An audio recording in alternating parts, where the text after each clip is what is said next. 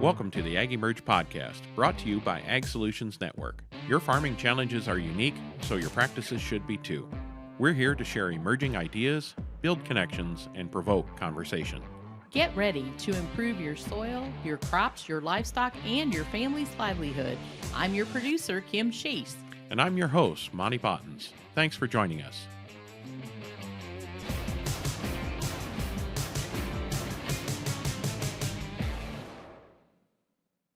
Thanks for joining us, and welcome to our 100th AgEmerge podcast. It's hard to believe we've recorded 100 episodes with some of the great change makers in agriculture. From scientists and researchers to medical doctors and ag entrepreneurs, we've tried to bring you the full gamut of all things regenerative agriculture. Today is a pinnacle for us as we host Gabe Brown, our first on-stage AgEmerge Keynote speaker and one of the influential forces that challenged our thinking about the way we farm. There's a great conversation ahead as Monte and Gabe take a 3-hour deep dive into all things Regen Ag. So let's get started. Welcome, everyone. It's a great joy to be joined by a friend of mine, Gabe Brown. He was our very first speaker at our very first AgEmerge event in Monterey, California. So it's pretty exciting to see him here for our 100th episode. So welcome, Gabe. Thank you, Monty. It's a real pleasure to be with you today. Well, we're excited to go through some things. We've decided to do this as an extended version, so we're gonna see how that does. I've done my best, Gabe, here to make a long list of notes. So if we're done by 10 p.m., we'll consider this a success, right? Whatever you say. Whatever you say. We've got him on the line as long as we can. So yeah. Anyway, no, I really appreciate everything that you've done and shared with farmers and the industry and now the world. Recently back from the UK, pretty exciting that farmers and consumers, industry are interested in regenerative ag everywhere. And so before we dive into all that, I just would love for you, we've got the Dirt to Soil book here that you penned in the background on the studio. But and it tells your story, but not everybody has read that. So tell us your story, how you started farming, you and Shelly, and just how you transitioned over time. Well, thank you, Monty. First, I want to say thank you for all you've done with, AgEmerge and these podcasts. Wherever I travel, I enjoy listening to them and the wide array of speakers you've had on and bringing education to farmers and ranchers. And I've always said that that's the one thing that's lacking in agriculture today is education. We cannot expect farmers and ranchers to implement what they do not know. And that kind of gets into my story. I was born and raised in town, not from a farm or ranch. I thought that my way into agriculture was by being an ag education teacher. And so that's what I went to college for. Well, as luck would have it, I married my high school sweetheart and her parents were from a farm, and they asked us if we'd be interested in moving back to the farm and taking over. And I always joke to people, my wife married a city kid to get off the farm, and I drug her back to it, and she still holds that against me today, but things turned out pretty good. And I learned to farm from my father-in-law very conventionally. He was growing spring wheat, oats, and barley, half summer fallow, half cash crop, and intensive tillage, not real intensive use of inputs, but he did use synthetic fertilizers and some fungicides where necessary. And that's how I learned to farm.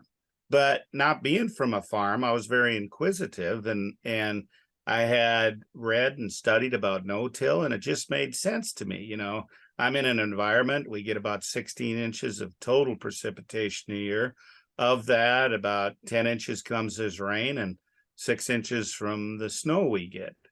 And so I could never figure it out. I remember my father-in-law in the spring of the year, we'd be out tilling and he'd say, well, Gabe, now we're tilling the soil to dry it out so we can seed.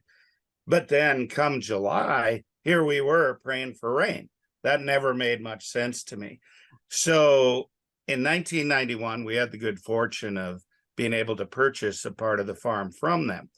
And in 1994, I went 100% zero till, sold all my tillage equipment. Then I was never tempted to go back, and we've been 100% zero till ever since. First year, we had a bumper wheat crop, and I thought, boy, this is easy.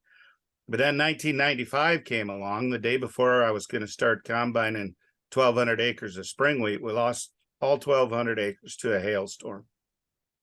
That was pretty devastating. No hail insurance. My father-in-law had farmed here 35 years and had only had hail a couple of times, and it was minor at that.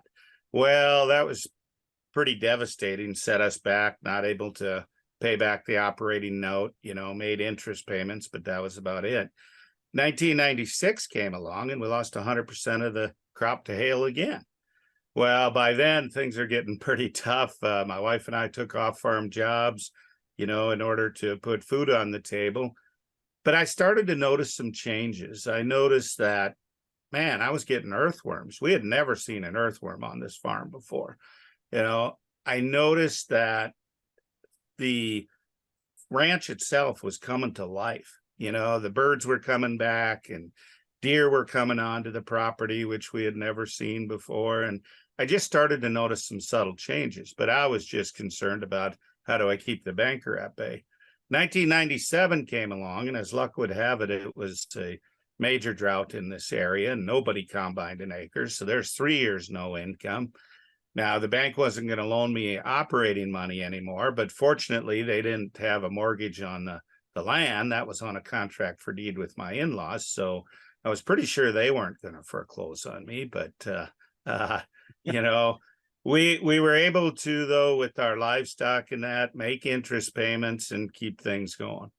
1998 came along, and to make a long story longer, we lost 80% of our crop to hail in a June hailstorm. And I look back and I can smile on that now, but even though those were the toughest years to go through, they were absolutely the best thing that could have happened to me. Because I tell people, the good Lord was really teaching me the 6 principles of soil health through those years. And, back then it wasn't known as the 6 principles. And I give Jay Fear and John Sticka and Ray Archuleta credit for starting to talk about those as principles. I didn't know that back then, but it was a real learning opportunity for me. And I often find in agriculture, when we're faced with diversity, it becomes learning opportunities. That is true. And one other thing I want you to include there is your college job. Most people in college I worked in food service, and then I helped out on the family farm and did some seed corn sales and worked at the Case IH dealership. I was part-time everywhere just to try to pay for college. You chose just a little bit harder job during college. What were you thinking? Well, my actual into production agriculture started when I was in high school. And at our vocational technical center, there was a note pinned on the bulletin board, wanted summer help on a dairy farm. Well, I called this guy, and it was a dairy farm about 60 miles from Bismarck here. And I was the only person that called. And he must have been desperate, because he ended up hiring me to milk cattle on that dairy farm. And I was in heaven. I mean, I went up there for the summer and spent the summer, learned to milk cows and run equipment. And thank goodness he had a lot of patience, because I'm sure looking back, it probably wasn't easy taking a city kid and teaching him to milk cows. So then I continued that during the summer months. I worked for him. But then when I went to college, I actually worked for the dairy barn at the North Dakota State University, milking cows morning and night. And didn't bother me one bit. But yeah, a lot of people probably wouldn't have chosen that. But remember, Monte, though, I was married when I was in college, so it wasn't like I was out for the nightlife there. Well, I kept you out of trouble at least, but That's right. my wife has said that there's only 2 enterprises she won't allow me to do. And one is a restaurant and the second one is a dairy, because every day, twice a day, no matter what, Yeah. you have to make sure the cows are milked. So Yeah, that says a lot though to your work ethic. Right?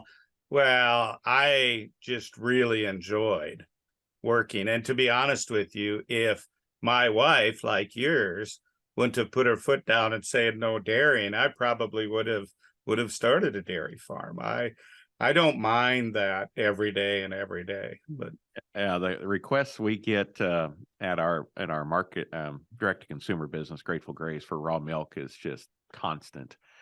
So my wife has to remind me on a regular basis about her commitment to let someone else dairy. yeah.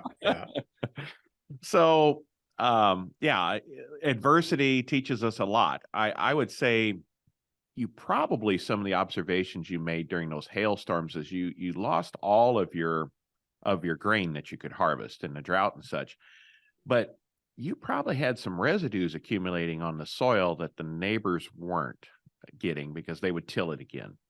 Yeah. What did you, and you mentioned the explosion of the earthworms, but do you think that was part of what kind of jump started your no-till system there?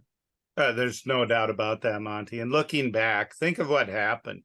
You get a couple of hailstorms, and I'd already gone no-till. Well, those hailstorms occurred late in the growing season. So the wheat, the oats, the barley, whatever cash crops I was growing, that laid a tremendous amount of biomass down. And it was really close to harvest. So those crops were already maturing. So that biomass laid down and protected the soil surface. Well, what was really happening underneath, we were holding that moisture in, and we were protecting those soil aggregates. And I often say that if I had to pick one thing for farmers and ranchers to understand, it'd be, how is a soil aggregate formed and the importance of that soil aggregate. Our livelihood depends on us building soil aggregates so that can allow water to infiltrate, which then allows biology to proliferate and to move throughout the soil profile. And that's what was occurring with those years of hail, is we had that armor, we were building aggregates, and we noticed a real change. I remember my father-in-law, he would love working summer fallow. My father-in-law just loved to till. I mean, that's what I'll tell you a little story. As a matter of fact, when I went no-till, it was a bit of angst in him, in that he just did not like the look of a no-till field. He liked that smooth black field. Yeah. It's called trash then. Remember trash Yeah. farming? Yep, that's right. Well, my father-in-law, when he retired, he sold all of his equipment except a tractor, and he went and bought a new Wishick disc, and he went and disced for neighbors for free. I wonder if he'd do that today with diesel fuel costs the way they are. But that was his idea of entertainment. And then as the years went by and he saw soil health progress, and he saw what yields we were able to get and the profit we were able to make, he became a believer. And I'll never forget, in 2003, we harvested 200 bushel dryland corn here on our farm. And that's pretty unheard of in Burleigh County, North Dakota, dryland. And my father-in-law asked my wife to get a camera and take a picture of him and my son, Paul, standing next to that cornfield. So then I knew I finally had him. Unfortunately, a month later, he passed away. And would you believe, what did Gabe get in his will? I got that disc in his will. That's what he left me. And I thought, I just had to laugh, because that was his way of telling me that, well, maybe I'm still not quite a believer, but I sold the disc within a week, and things turned out real well. But it's kind of a funny story. That is a funny side story. Yeah, but getting back to it, think of my father-in-law with all that tillage. He was constantly destroying those soil aggregates. And as you know, those aggregates will only last about 4 weeks, and we have to build new ones. And I really think that's lacking in agriculture today. We don't understand the importance that those soil aggregates play in our profitability. Right, right. And one other thing to note, just during that story of the 4 years of, hail and drought and those kind of things, I would say those first 2 years of the hailstorm on mature crops, not only did you get all that lignified biomass that was really persistent, I would assume it probably grew some of that spring wheat and oats and barley. None of those were winter crops, so they winter killed, but you probably had some of that green going on, and that was your first cover crop and you just didn't know it.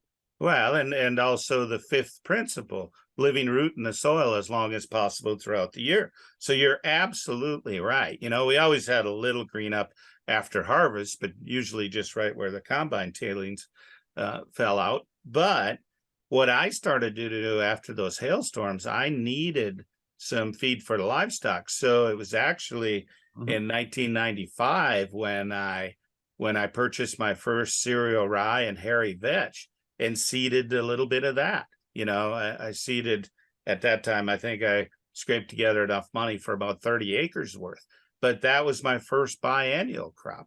Well, we've seeded that combination ever since then.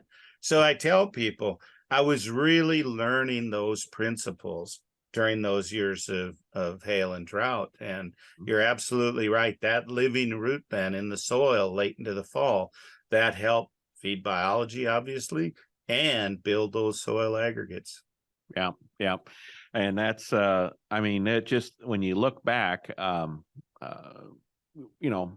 opinion is God is always working. And are we listening? Are we watching? Are we seeing his design and what it's up to? And look at that foundation basically for your farming career and now, your teaching career. So critical. And I just want to take a little segue here on the 6 principles versus the 5 principles. I just can't keep up with the change. I've stuck with the 5 principles, because I think context is really a law. Yeah, well, it should be. So the first principle, that you and your team have come up with is context, and I've always thought of that as a law and the principles. So I didn't want to get in trouble with Jay. I haven't asked him for permission. He's a neighbor, so I'm sure you guys have talked. But I've kept it that. So when you said the 5th principle of a living root, I'm like, wait a minute, no, that's cows. Yeah.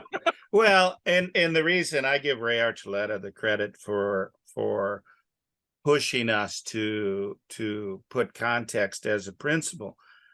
Look at it, and I'll use myself as an example. I tell people this will show how really unintelligent Gabe Brown is. For 20 plus years, I calved in February and March in North Dakota. You can't get any more. Yeah, you can't get any more out of context than that. Hey, it's fine if you don't want ears on your calves. Yeah, that's right. They don't need them anyway, right? But wherever I travel, it amazes me how out of context we're getting. I was up in Manning, Alberta, Canada.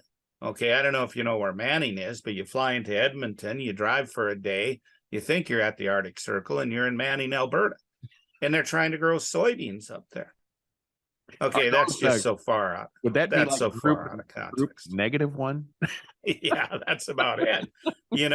It's just out of context. I tell people there's a reason bananas don't grow in North Dakota. It's out of context. Yet you look, due to crop insurance, and I don't know, that's just probably a 3rd hour talk rather than right now. Due to the farm program right now, there's a lot of people farming out of context for that reason. And that has some long-term negative ramifications on soil health. Right. And we have to realize that. We have to get more into context if we're truly going to be regenerative. So we'll Yeah, I'm going to leave it at a law. I really am, Okay. because that is even higher than the principles, in my opinion. But so anyway, Okay. we'll just have to make sure when we go 5 and 6 that we're not confusing people here. Yep, no problem. So amazing story. And then you started to, after this, things started clicking. You went to, like you said, the rye hairy vetch, which evolved into the triticale vetch, which is still one of your most profitable combinations. You started doing so many different crops and growing cover crop seed and those kind of things. You had the Dwayne Beck principle of your rotation is so confusing that you don't even know what's going on, you know. Yeah. Talk about from there, and then how did you start monitoring your soil and really seeing these, what got you started into quantifying the changes that are going on your farm? Yeah, and I'm really blessed, Monty, in that I met a lot of the right people at the right time. Jay Fear was our district NRCS conservationist here in Burleigh County. And I don't know, I think he felt sorry for me during those 4 years and took an interest in what I was doing. And in 1998, he approached me asking if I'd be interested in running for the Burleigh County Soil Conservation District Board of Directors. And I did, and was elected to the board. And I went on a journey then along with Jay, because Jay has an insatiable appetite for learning also. And so he would bounce ideas off me and me off him. And he started me down the path of, well, Gabe, we need to do some water infiltration tests and some, soil tests, and really quantify what you're doing with science.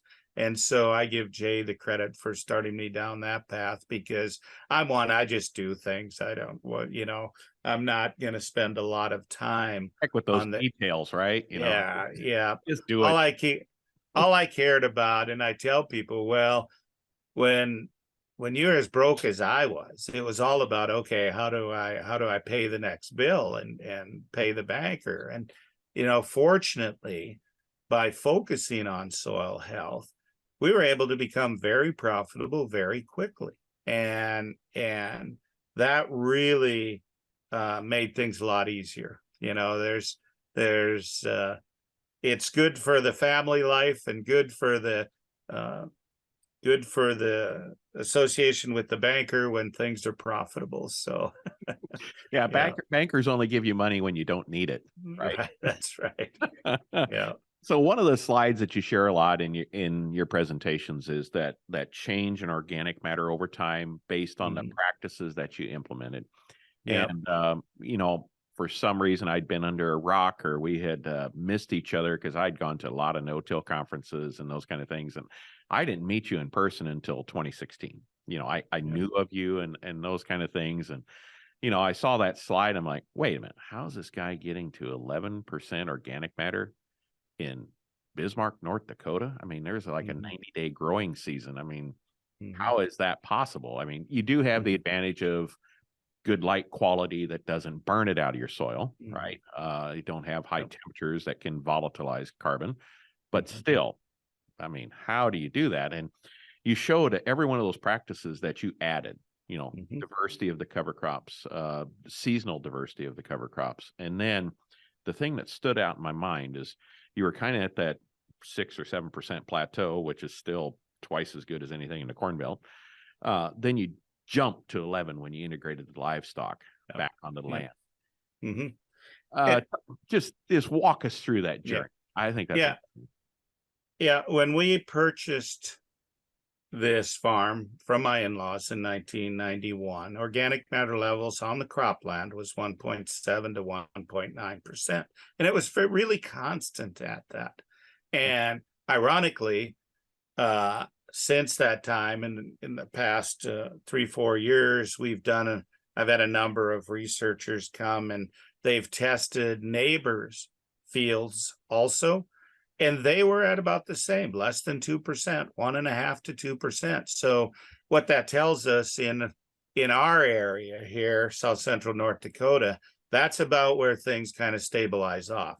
Now, I'm sure if you tried really hard, you could degrade it even further, but Historically speaking, though, soil scientists tell me that this area of North Dakota was probably in the 7 to 8% range, okay, when it was native grasslands.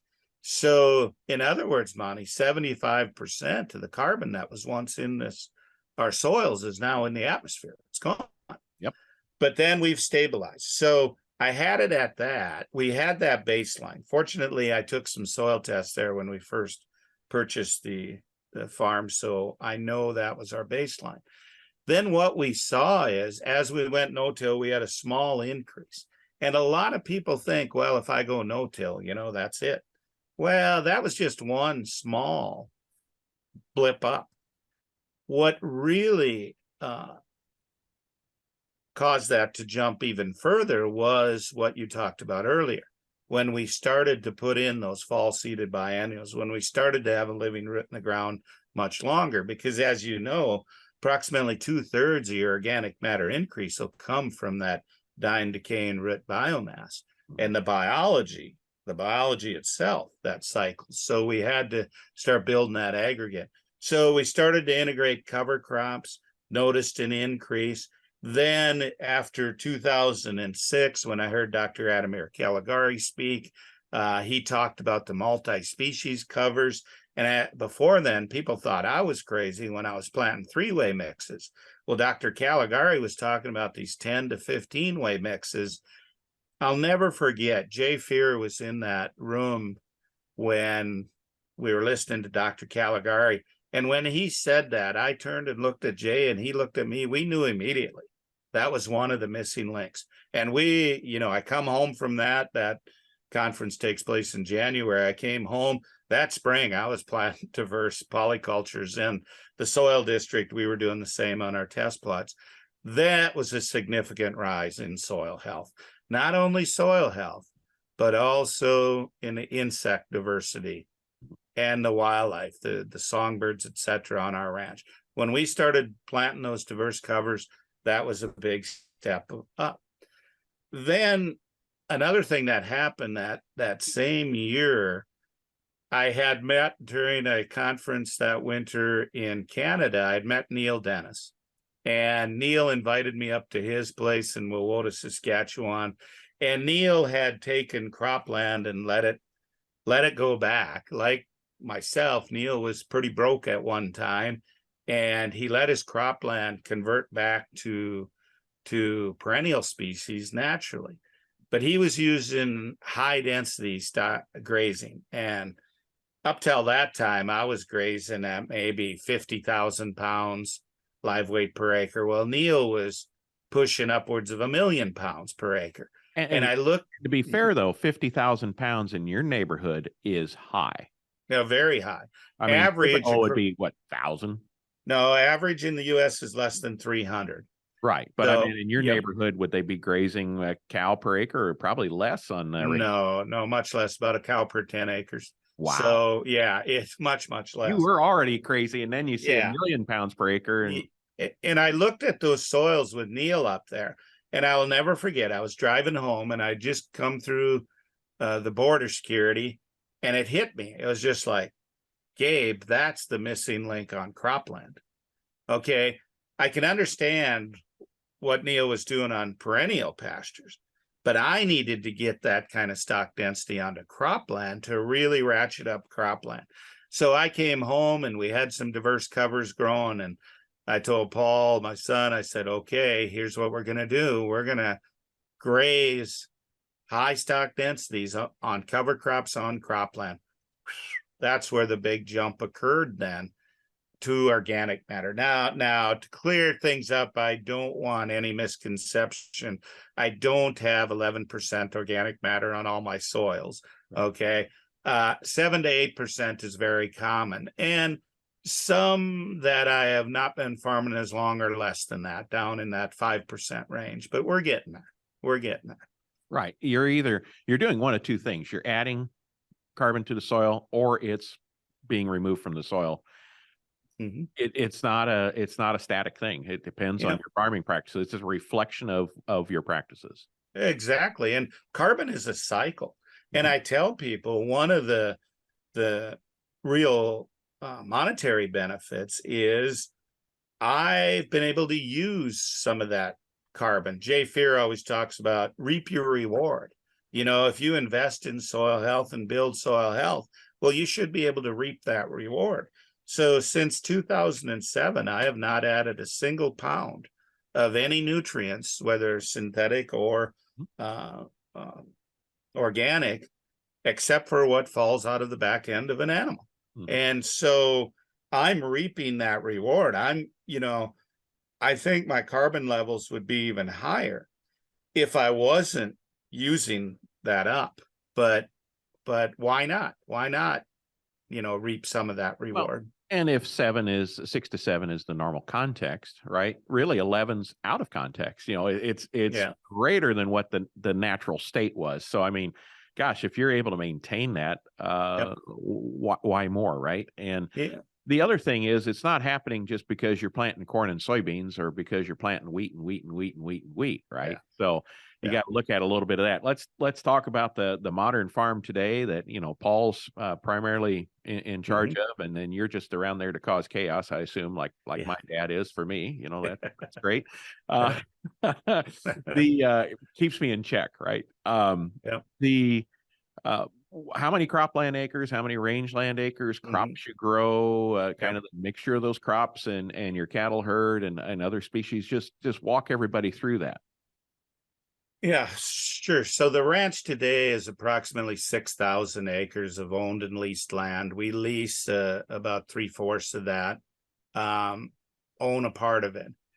At one time, I had 2,000 acres of that was cropland, and then the rest was either quote unquote native rangeland or cropland that was seeded back, expired CRP, et cetera, that we leased from other individuals. Now, today, we have seeded quite a bit of the cropland back to perennials, and Paul's farming about 750 cropland acres. And those cropland acres are comprised of a wide array of different crops. I do the majority of the farming, and just because I'll be honest, and I know this is going to rub some people wrong, but I find farming kind of not challenging and a bit boring. And so I like to do things that are a bit out of the norm. For instance, I've developed a winter barley variety that'll overwinter in North Dakota. They told me, no, can't be done. Well, I thought, why? Why can't it be done? It just took me some time, but I have that now. I've been developing an open pollinated corn variety that will thrive in our short growing season. That's been put on hold the last 2 years with our severe drought, but I've been developing that. We grow polyculture cash crops. For instance, one of the mixes we grow is oats, barley, spring peas, and flax. We seed that together, combine that together, and that goes into the hog and poultry rations. That can also be used as a cover crop seed. It works great. As you mentioned earlier, our most profitable cash crop year in and year out is a combination of cereal rye, winter triticale, forage winter wheat, the winter barley I developed, and hairy vetch. We mix that together, seed it together in the fall, and then combine it the next July. And we've developed a very good market for that with the ranchers who use it either for grazing or haying.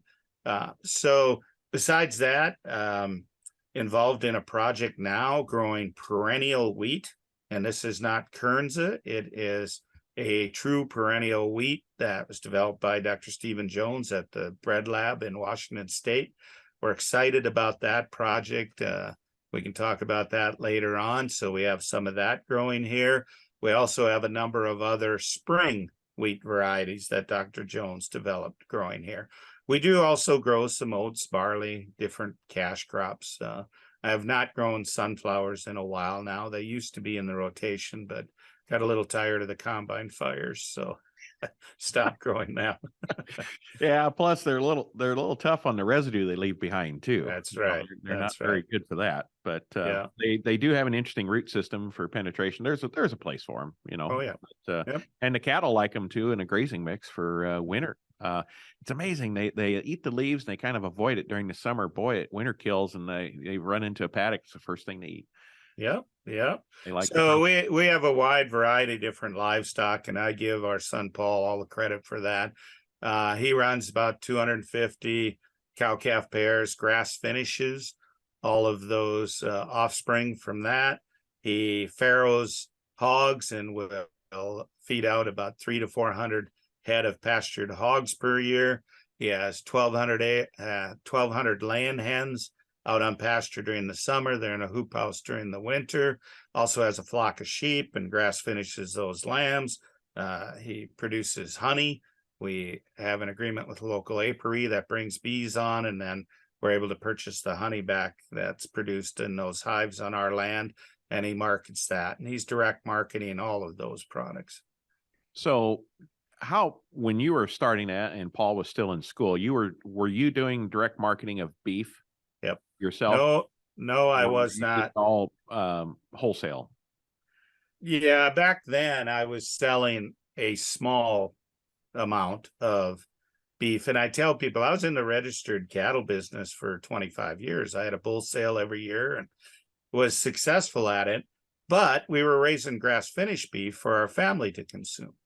And when Paul was in college, him and I talked, and I said, Paul, this just isn't right. It was gnawing at me. I couldn't do it anymore. I says, we know the health benefits of grass finished proteins. And I said, I think we need to make a change.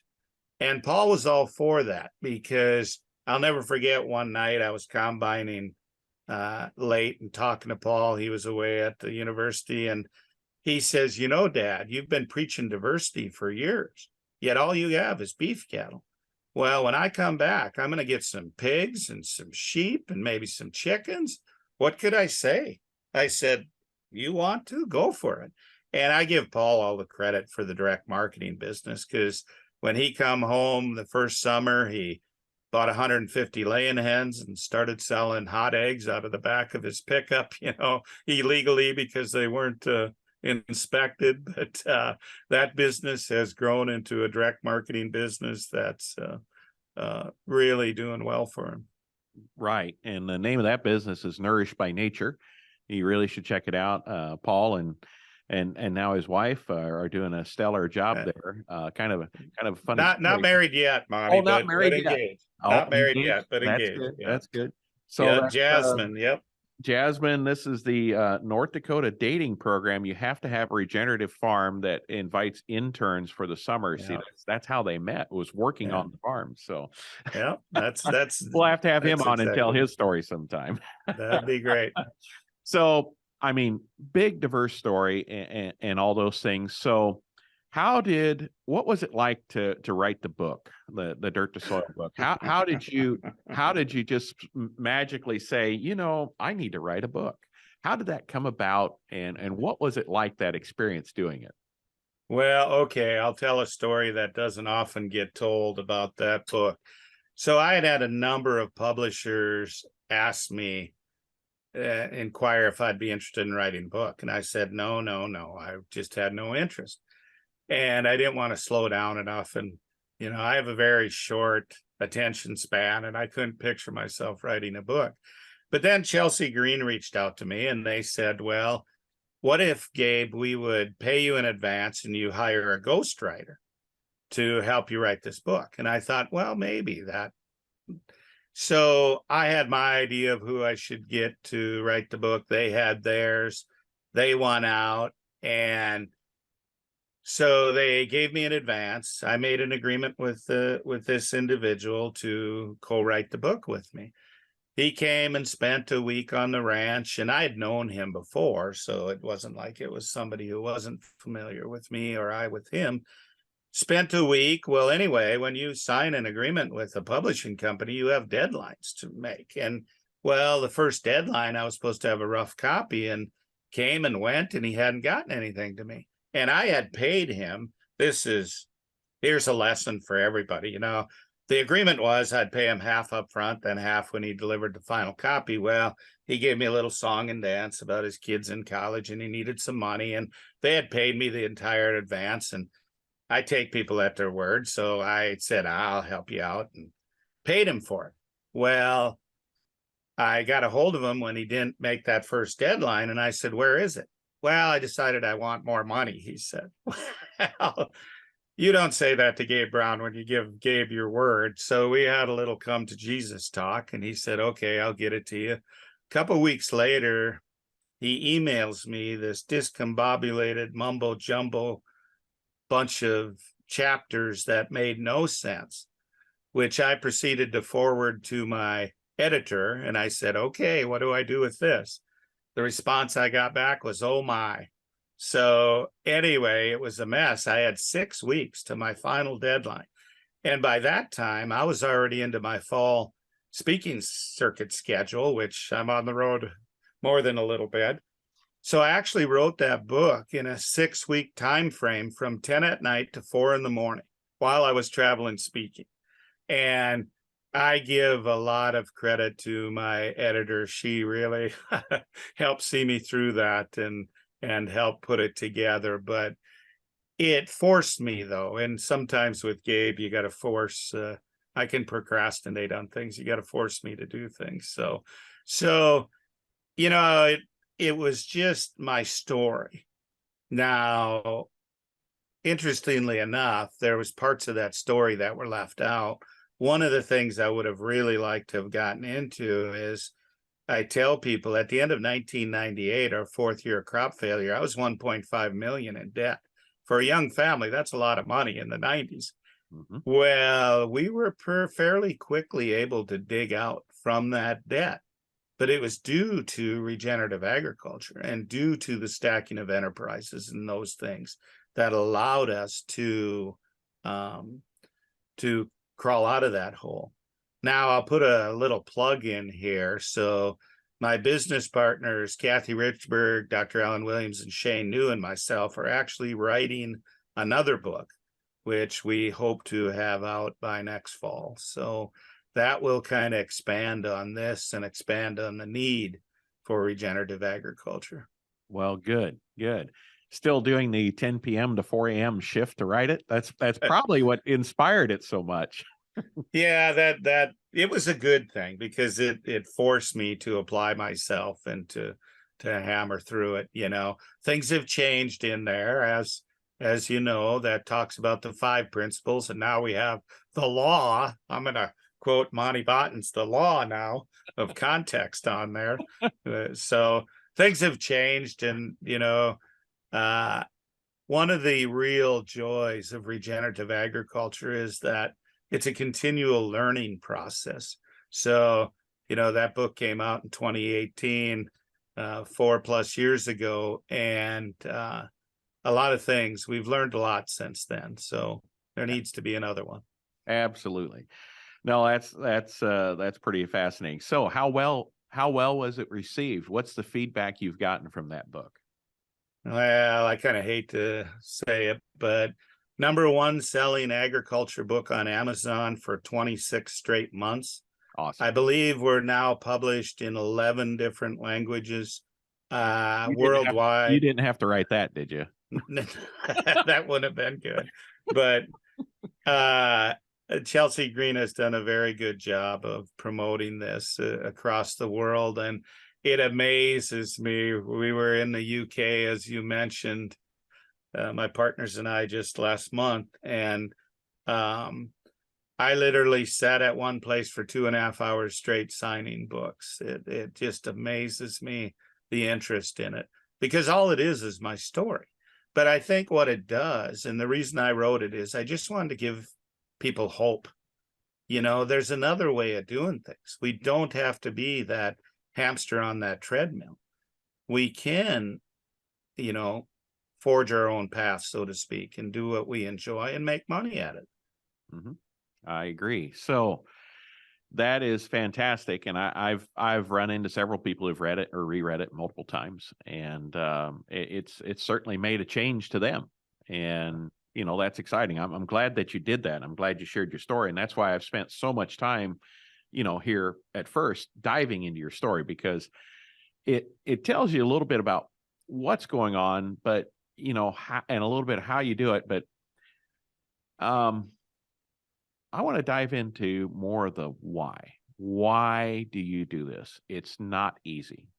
It's you have to look far and wide for answers. You have to work extra hard. You have to build equipment. You have to think. You have to fail a lot. Why, Gabe? Why are you doing all this? I know it's not. I mean, the speaking engagements, I'm sure it, hey, you weren't doing it to write a book. You weren't doing it to, No. teach people or speak to people. Well, Yep. what's at the core? Yep. At the core, it's simply the fact that when Shelly and I went through this, we had no one to turn to. I couldn't talk to her father about it because he would say, well, go till it up, Told you so. Yeah. And there was no one around here doing it. Now later, as I mentioned, Jay Fear and I became good friends, and that helped. But I think in order to be successful in agriculture today, you have to have a community around you. You have to have other like-minded individuals that you can lean on and bounce ideas off of. Back then, I had no one. And I made a promise to God that I was going to do what I could to help others, because I saw the difference that regenerative agriculture, implementing these principles, made not only ecologically on our farm and ranch, but financially, and also, quite frankly, how it strengthened our family, and I wanted others to share in that. So I just made a promise that I would always try and help others and do that. And that's kind of my why, and my partners at Understanding Ag, it's all of our why. We don't do it to get rich. We do it because it's a community and helping others. I often get asked, well, do your neighbors all do this? No, they've adopted no-till and some of the practices, but nothing to the extent we are. Well, why not? I said, because it doesn't fit their context, but there are thousands of others out there. I can literally pick up the phone and, I can call my buddy Monte in Illinois and talk to him, or whatever the case may be. One of the true joys of regenerative agriculture is that those who are practicing it are more than willing to share. And it's so different than the conventional quote unquote mindset. And that's a real joy. It makes a person feel alive and wanted, and it's a big help. As you said, this isn't easy. It takes a lot of observation and a lot of trial and error. We often say regenerative agriculture is a thinking person's game. You have to be able to observe and think. And I agree with you 100% about the community of people supporting each other. You get to know each other, and social media has really helped that too, and YouTube and those kind of things. But it's amazing, if you look at the variety within a regenerative farming operation, how much it can vary from place to place, and what people are trying to accomplish. It's so diverse, if you will, from farmer to farmer. But then you look, and yet we're willing to share and learn from each other, and it's basically wide open sharing. Then you look at the conventional farming paradigm. Everybody's doing practically the same thing. I mean, the variation is extraordinarily minimal, and you can see it, what they're doing from the road. It's no surprise what people are doing. Yet it is so isolated. And so I ain't going to tell you what to do. And then everybody lies about their yields, lies about their performance, because they, have to get better all the time. I know a person, one time I met him at harvest and was riding with him in his combine. He was getting 180 bushels. I saw him at a meeting a month later. Oh, the field averaged 200. And then another month, the field averaged 220. And before planting season, it was up to 240. It was just amazing how that yield increase happens. But it's there's a different orientate. I don't know what the right word is, Gabe, but all the conventional guys are doing the same thing, but they don't want to share. All the regenerative guys are doing wildly different things, are more than willing to share. Yeah, exactly. I remember going through those 4 years. Ironically, I had one neighbor that got hit 3 of those years, but they were a large enough farmer. The hailstorms didn't take all of their crop. And I had several neighbors that got hit 2 of the 4 years. but I was the only one with 4 years. And I just remember my neighbors, not once did any of them offer to help or anything. All they could think of was, good, here's some land we may be able to buy. Well, not from this stubborn guy, you're not. There's no way that was going to happen. And I kind of approach it today, Monty, that people laugh at me because I'm different. I laugh at them because they're all the same.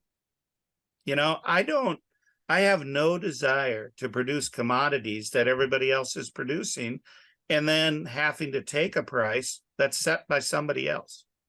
Mhm. I have no desire to do that. That's not a way to get ahead. I tell people Gabe Brown is a capitalist, and I'm not going to apologize for that. I'm going to do my homework. One of the reasons I went into the pastured protein business is, what other industry has increased greater than 20% for 20 plus consecutive years? That's something I want to be a part of. That's a real trend. Why not take advantage of things like that? Meanwhile, you look at commodity prices, they're going the other direction.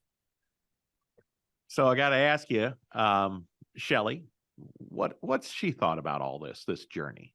What's kind of her take on things? Yeah, she still holds it against me that I brought her back to the farm, but it hasn't phased her one bit. I tell people I married an angel, because for her to put up with me and what we went through, and for her to put up with the 2,000, 2,500 people we get through the yard every summer, that takes a special person. But I think finally now, as we speak, I'm building her the house she's always wanted. And so I think when she moves into that house, she'll realize that, okay, he didn't do too bad. Well, that's great. Glad to hear you're doing that. And how many years you've been married? And they say that the ultimate test of a marriage is building a house. Yeah. So in May, it'll be 42 years. Wow. So hope you make it to 43. I'm just saying. I'm not too worried about it. Not too worried about it. So no, that's great. And some things another question I had here for you is, who are some of the people that inspired you? You mentioned a lot about Jay and also your friend in Canada. Who are some of the other people that have that got you started, inspired you to look up to? Yeah, there's so many. Thanks for asking. I would have to say, Jay Fear, Neil Dennis, Dr. Dwayne Beck, of course, the godfather of no-till in North America, was one. Dr. Chris Nichols. Dr. Chris Nichols first came to the ARS station, Mandan, North Dakota, early 2000s. And I remember 2004, she come out to my place here and she said, Gabe, you've advanced your soils well, but you'll never truly regenerate these soils until you back off on synthetic inputs. And that was a challenge to me. And she explained how biology and the nutrient cycle work.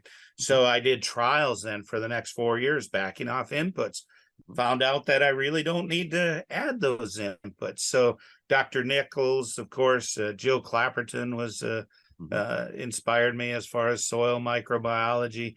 And there's a myriad of farmers and ranchers. Of course, I have to mention David Branton, Ohio, good friend of mine. Ray Archuleta, him and I became good friends. Ray, the soil guy, I learn every day, though. And now I have the good fortune, I travel extensively, and I learn from every farm and ranch I'm on. And it's a lot of fun. I'm sure I forgot some there, Monty, but don't hold it against him, okay, folks. No, that's a key, and I think another person to throw in the mix there is Alan Savory too. I think what he's done, globally, has had quite an impact. But I mean, when you were doing this, it wasn't cool, right? Today it's cool. So I think that's the neat part is being that 20, 30 years ahead of the curve. Yeah. So how did you make this transition to becoming a speaker? I mean, it's not like you didn't have enough going on the farm. Was it just your way to get away from those, terrible North Dakota winters? Or I'm sure there was a little more than that. How did that get started? Well, I've always had a big mouth and took part in public speaking and FFA, involved in FFA leadership. So that gave me some experience in public speaking. But it was really Jay Fear who, by bringing others to my ranch and having me explain to them, and then I started getting invited to speak at various soil districts, and that really propelled me into speaking, where now today I'm on the road 280 plus days a year. I was the reason COVID spread so much, I think, because I was on 500 flights the 2 years of COVID there. And, so I was one of those super spreaders, but so be it. Well, you were super spreading knowledge. We'll put it that way. So, you've had a chance to travel all over the world now and impact a lot of people, a tremendous amount of following on YouTube and, the podcasts, and now with the webinars and such that you and your team at Understanding Ag do. It's quite an impact. And one of the things I think is fun is every time you do go to these events and get to meet other people is, when you came to AgEmerge, you were there not only to speak, you stayed the whole conference, you attended everything, you were there to learn. Wow. And one of the fun people that you met at AgEmerge was Dr. James White. Yeah. And I was just going to look where that's gone from there. I was just going to say that, Monty. I give you credit because I had not heard of Dr. White. And I'll never forget, I listened to him. I walked out of that room when he was done speaking. I immediately called Shane and Alan. And I said, hey, there's a guy. You got to hear this guy. This is phenomenal. And to your credit, I believe that was the first ag conference Dr. White had spoken at. And I'm like, how did we not know about this guy? And that has been just taking soil microbiology to another level now, that interaction between plants and biology. I mean, it's just fantastic. Yeah. The work that he's doing. Mind-blowing. And that was one of the things we hope to do here with AgEmerge, is find those people that are doing unique work that just don't have that platform or that voice or those technologies that just, that can benefit regenerative agriculture and bring it into the discussion. So no, it was a lot of fun. And I was standing next to you when he gives his breakout session, and you leaned over at the table and your mouth about hit the floor, talking about the rhizophagy cycle, and it was those aha moments. And I encourage anybody listening, you need to get out and be with people. And COVID kind of changed that we do these Zoom things more now and that kind of stuff. But it's that I learn more at a conference after the conference or on the breaks, don't you? I mean, it's interacting with people, and that's how you expand your knowledge. Yeah, and as we talked about earlier, the willingness to share, those breaks and after hours, they turn into real learning opportunities. Yeah. So don't be afraid. Get out there, get back on the road, and visit with people.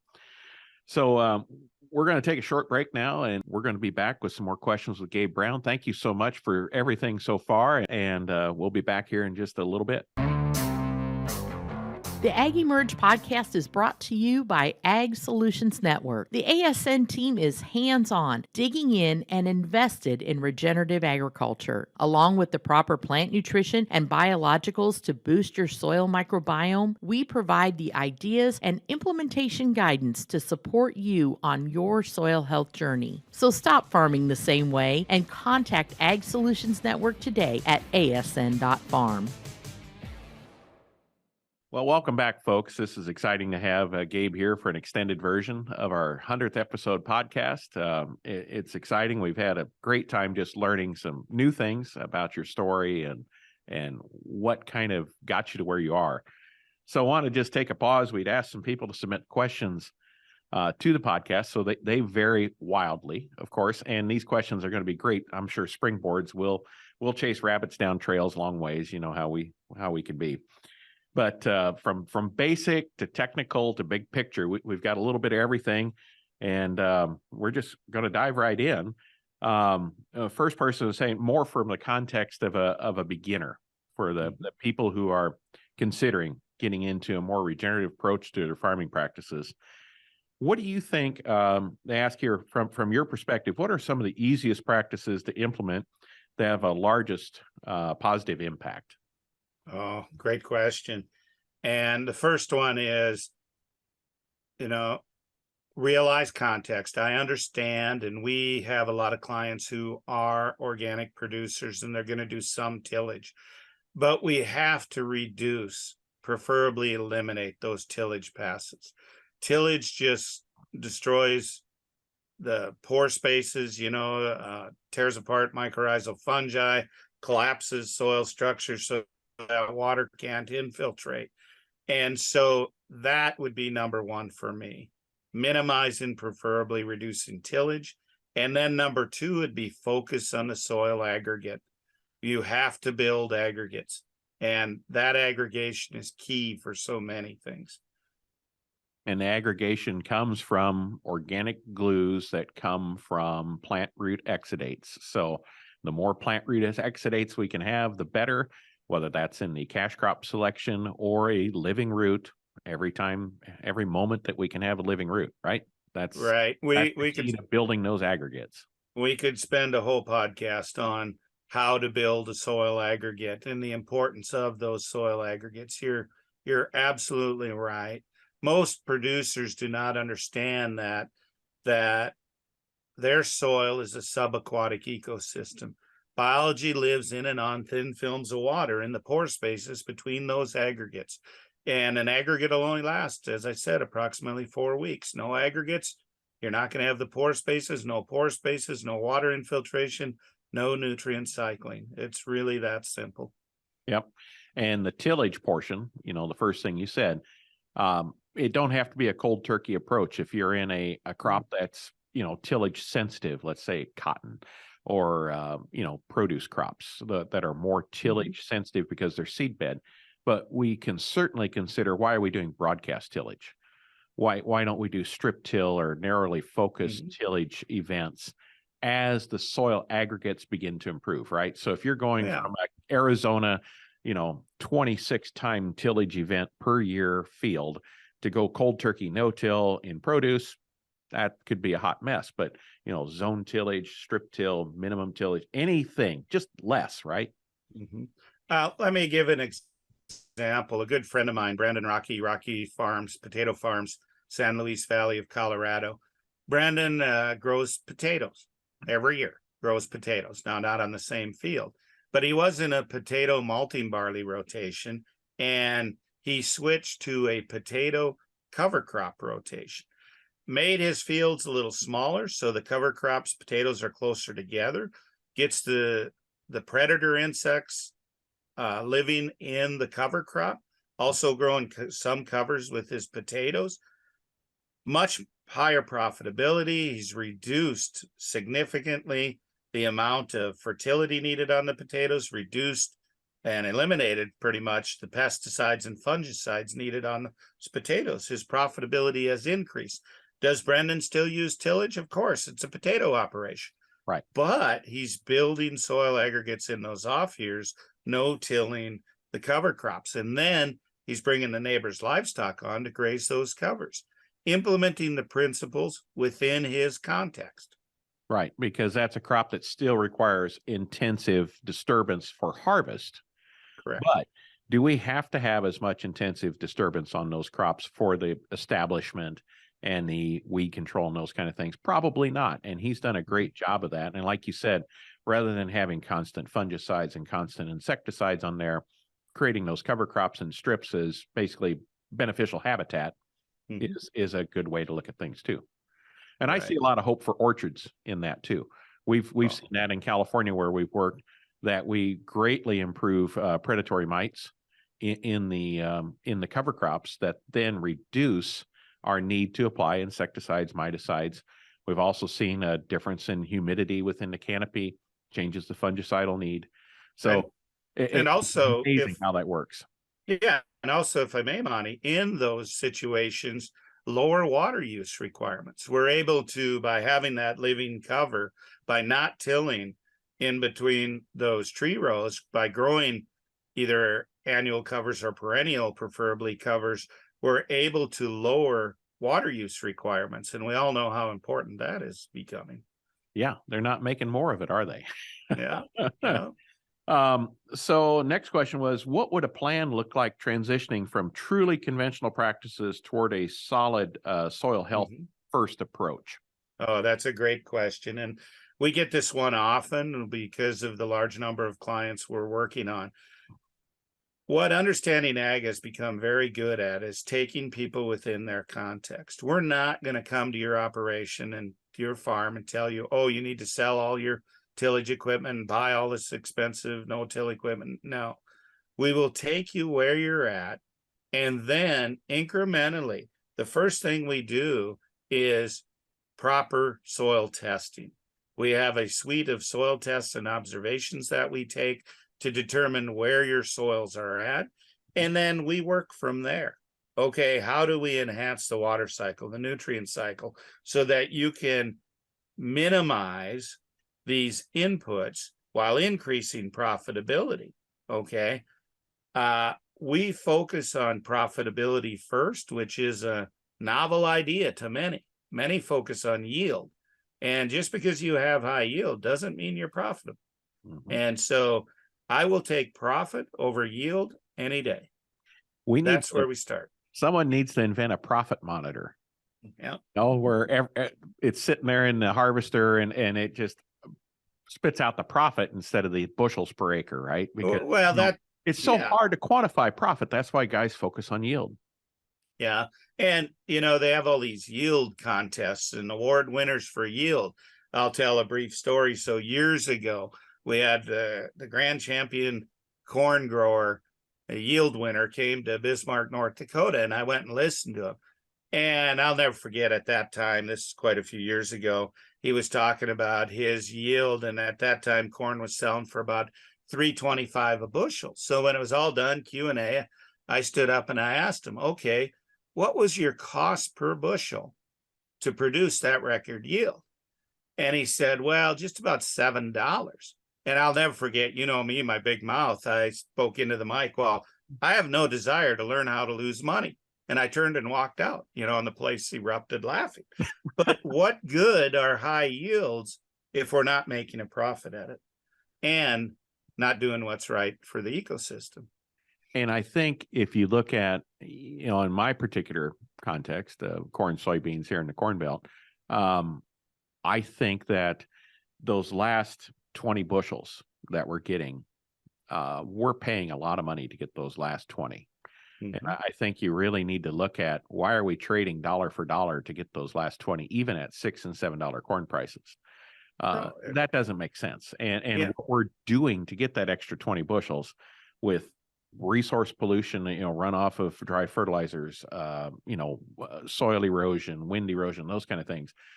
We're spending a lot, not only in the check today to get that 20, but we're spending a lot of our future to do it. Exactly, Monty. Life lesson learned from my son. Again, I was combining corn late one evening and talking to my son on the phone. He was away at the university, and I was complaining a little bit about the yield I was getting on this corn. This was back in 2009. And I'll never forget, Paul said to me, Dad, you're trying to outproduce our environment. Wow. That was like a slap alongside the head to me. I will never forget that, because he was exactly right. In my context, Monty's law of context, we can only get so much sunlight, so much growing degree days. And if we push that envelope, what are we also doing then? It goes back to soil is 1 part nitrogen, 11 parts carbon. If we're pushing these yields, we're robbing from that carbon, right? We're robbing our nutrient bank. How long is that going to be sustainable for? Not very. Ever since that year, I have never, ever questioned what my yield is, or really it doesn't matter, because whatever my soils can sustainably produce that year, that's what I'm going to get.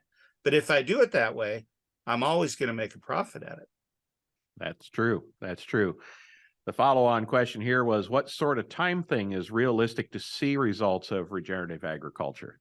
Yeah. And this is one of the great joys of being a regenerative consultant, is we can see when people have that aha moment. And our clients will notice some results by the end of the first growing season. Certainly, though, what we tell people is you're going to notice some major differences by the end of year 3. Now, we are very good at increasing profitability from the onset with most of our clients. Most, not all, but most. But it takes a few years for that biology to proliferate and kick in, and for you to build the aggregates and get the ecosystem humming along where it's really noticeable. But that there's no greater joy than seeing the change in a client's face, and they really begin to comprehend and understand. And go ahead. No, I would say, like, you're right there. That's when you really know it's going to happen, is even before they start to plant. You can tell it by if their thinking changed. Exactly. Speaking of thinking, Monty, I'd be remiss to not bring this up, in that, right now there's quite a bit of money being thrown out there by federal government, other agencies, organizations, to move us down the regenerative path. This is all going to be for naught if it does not include an educational component. And I give a lot of credit to NRCS, a lot of great people working there who are trying hard. But you look at the amount of dollars NRCS has spent over the past 70 plus years, dangling that carrot in front of farmers, getting them to plant covers, go no-till, do these practices. And what's the adoption rate of those? Pretty much less than 10%, right? See, we lack the education component. It's really did it for the wrong reason, right? Chasing the Right. dollars, not chasing a change. Yeah, we have to educate people. That's why we named our firm Understanding Ag. We need to understand how ecosystems function. Once we understand, this becomes a lot easier. Correct. So next, the follow-up then is, how is success measured? Yeah. And, I really believe that depends on each individual. That's correct. Okay. In Gabe Brown's world, even though I'm a capitalist and like money, success in my world is measured by the fact that our son has now taken over the farm or ranch.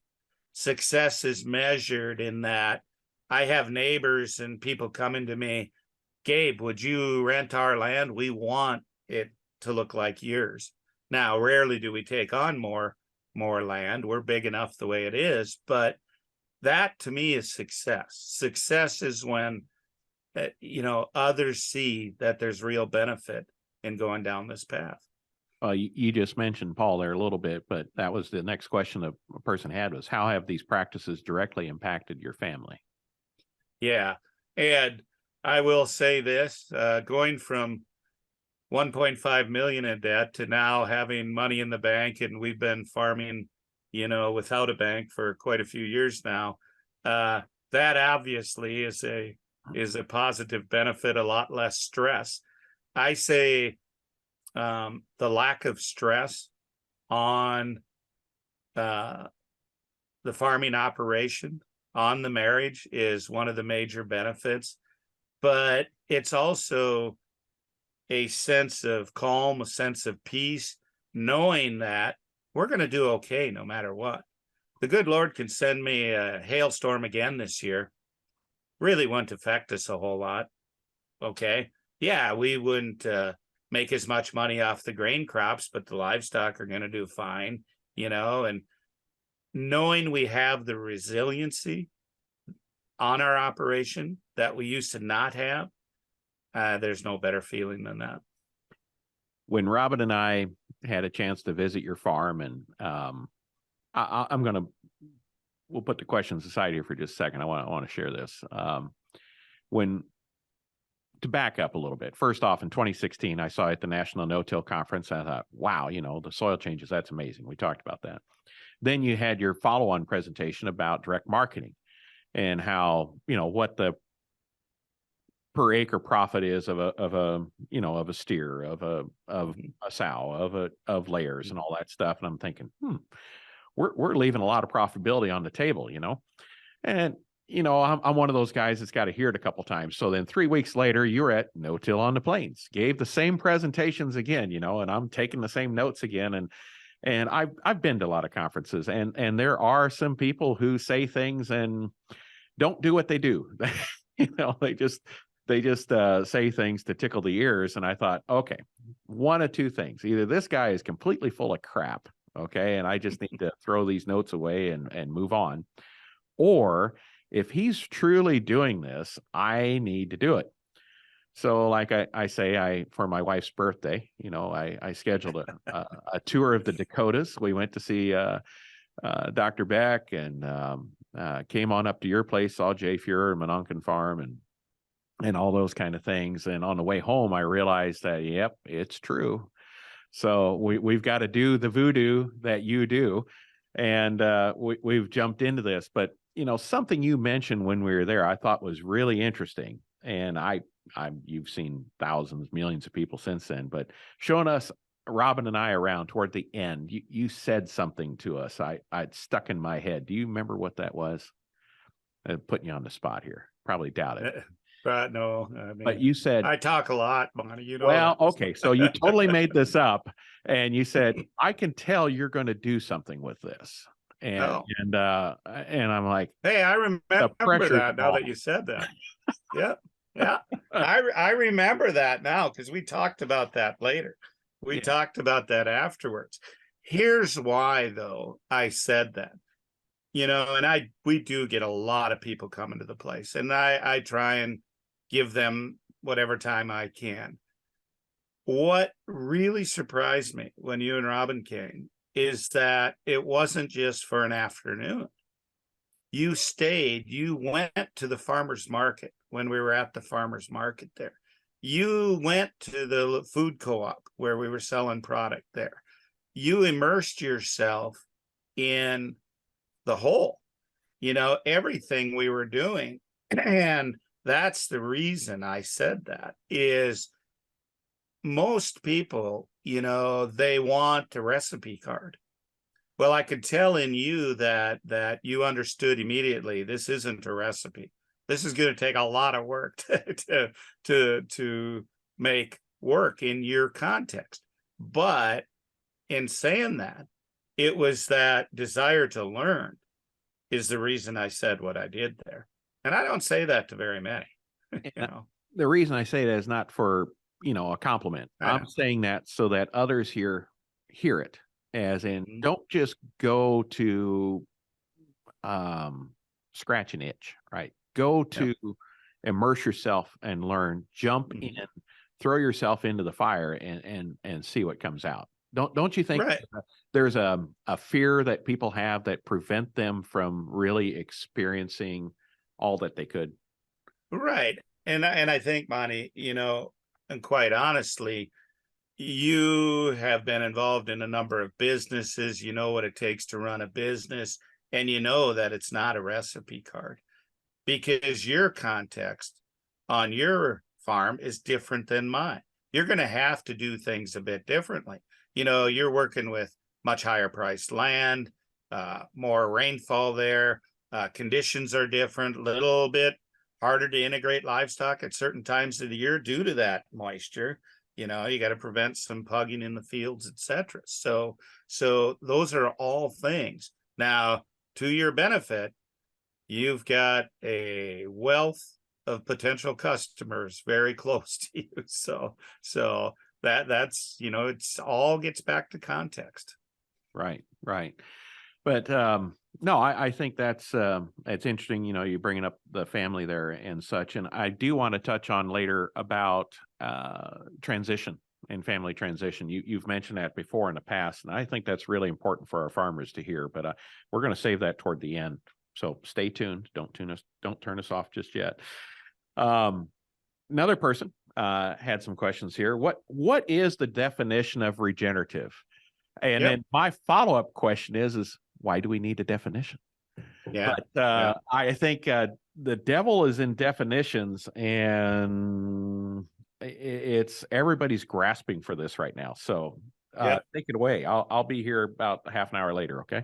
Yeah. So actually, we put together a pretty simple definition of regenerative agriculture, and it's one we use often, and I think it'd be pretty hard to shoot holes in it. It's farming and ranching in synchrony with nature to repair, rebuild, revitalize, and restore ecosystem function, beginning with all life in the soil, moving to all life above the soil. Simple as that, because it's all encompassing. Now that's regenerative agriculture. That's not just regenerative. Right. And I think, really the organic movement started there, and then it got hijacked by definitions. It got hijacked to a list of products you can or cannot use, which is essentially what it is today. There's the tillage intensity, the lack of rotation, those kind of principles probably weren't there when the organic movement started, right? It was more regenerative natured. Organic today is basically conventional farming with organic inputs. Am I wrong? For the most part, I'm sorry. There are certainly organic practitioners out there that are regenerative minded. I apologize for that, but I mean, big corporation approach. Yes, that is the prevailing mindset. And I tell people this, some of the healthiest soils I've ever seen are on organic operations. Some of the unhealthiest soils I've ever seen are on organic operations. It's just like regenerative. I've been on very healthy regenerative farms, not so healthy regenerative farms. And so it all comes back to the mindset of the person managing that operation. That's what it comes down to. I think long-term regenerative will be measured not by the inputs or practices that were used to grow the crop or food or animal or livestock. It will be a quantification of the result, the nutrient density, the quality of the food because everything to date has been focused on how you do it, not on what you did. Right. It's not what you do with the produce. What did you do with the land? What did you do with the ecosystem? Those questions we've never seriously quantified, right? And this is exactly why, Monty, my partners and I, along with Doug Peterson, formed the company Regenified. What we saw was a terrible greenwashing starting to occur in this regenerative space. It's probably the fastest ever, don't you think? One of the things I really try and do is keep track of industry trends. And I remember a year ago reading in a magazine, and this was a grocer's magazine, that no term has caught on and resonated with consumers as quickly as has the word regenerative.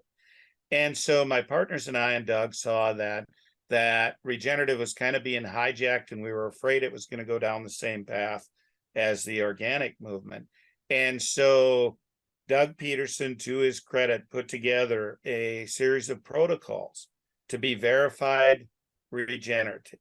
And I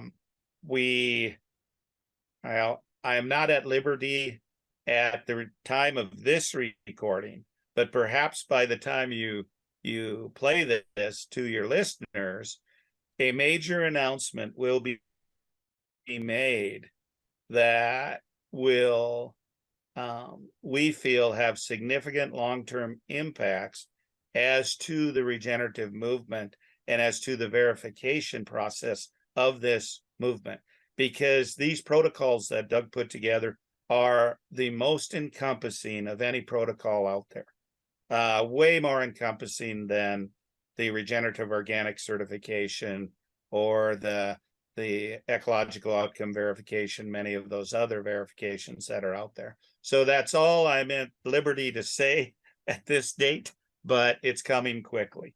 And here's the reason this is so important to your listeners.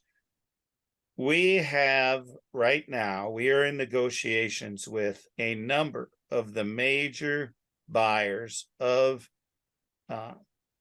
products being produced in the US.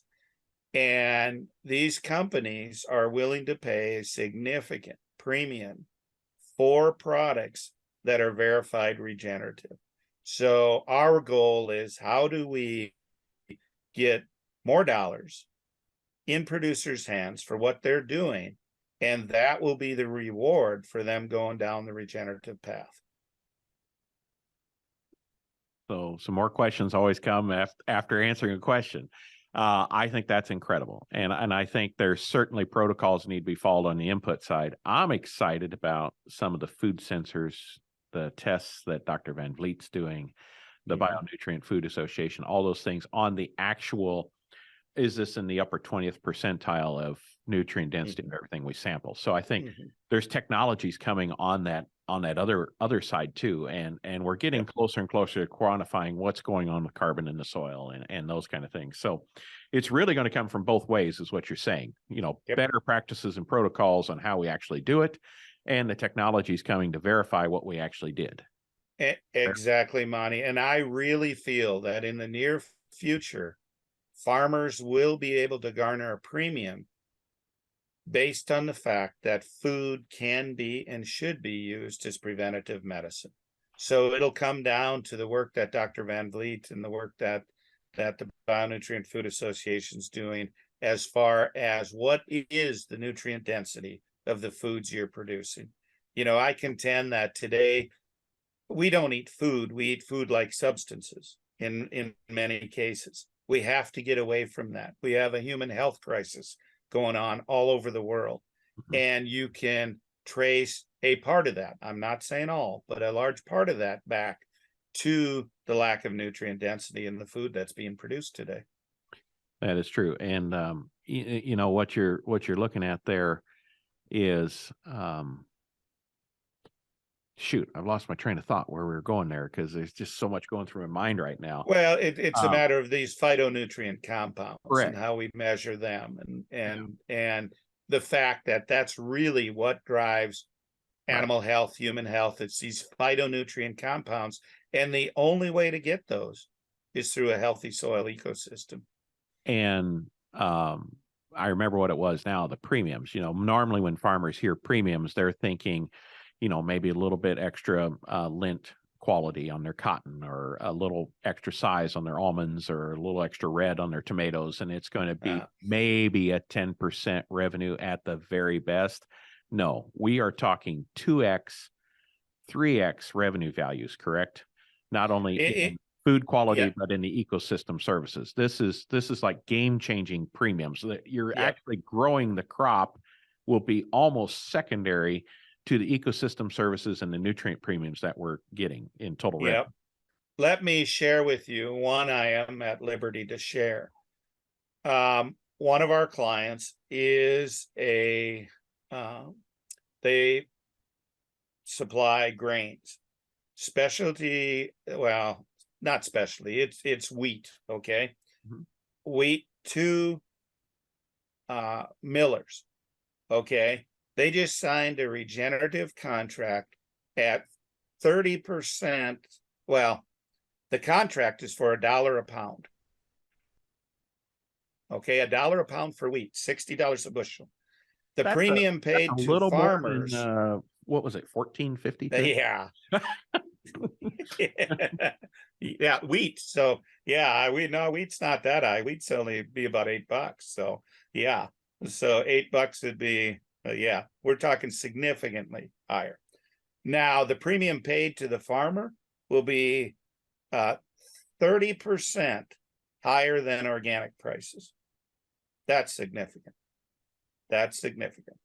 So this is another why, both of us are not afraid to say we're capitalists, right? But the good part is a farmer is going to directly benefit from the great practices and the great quality that they're doing.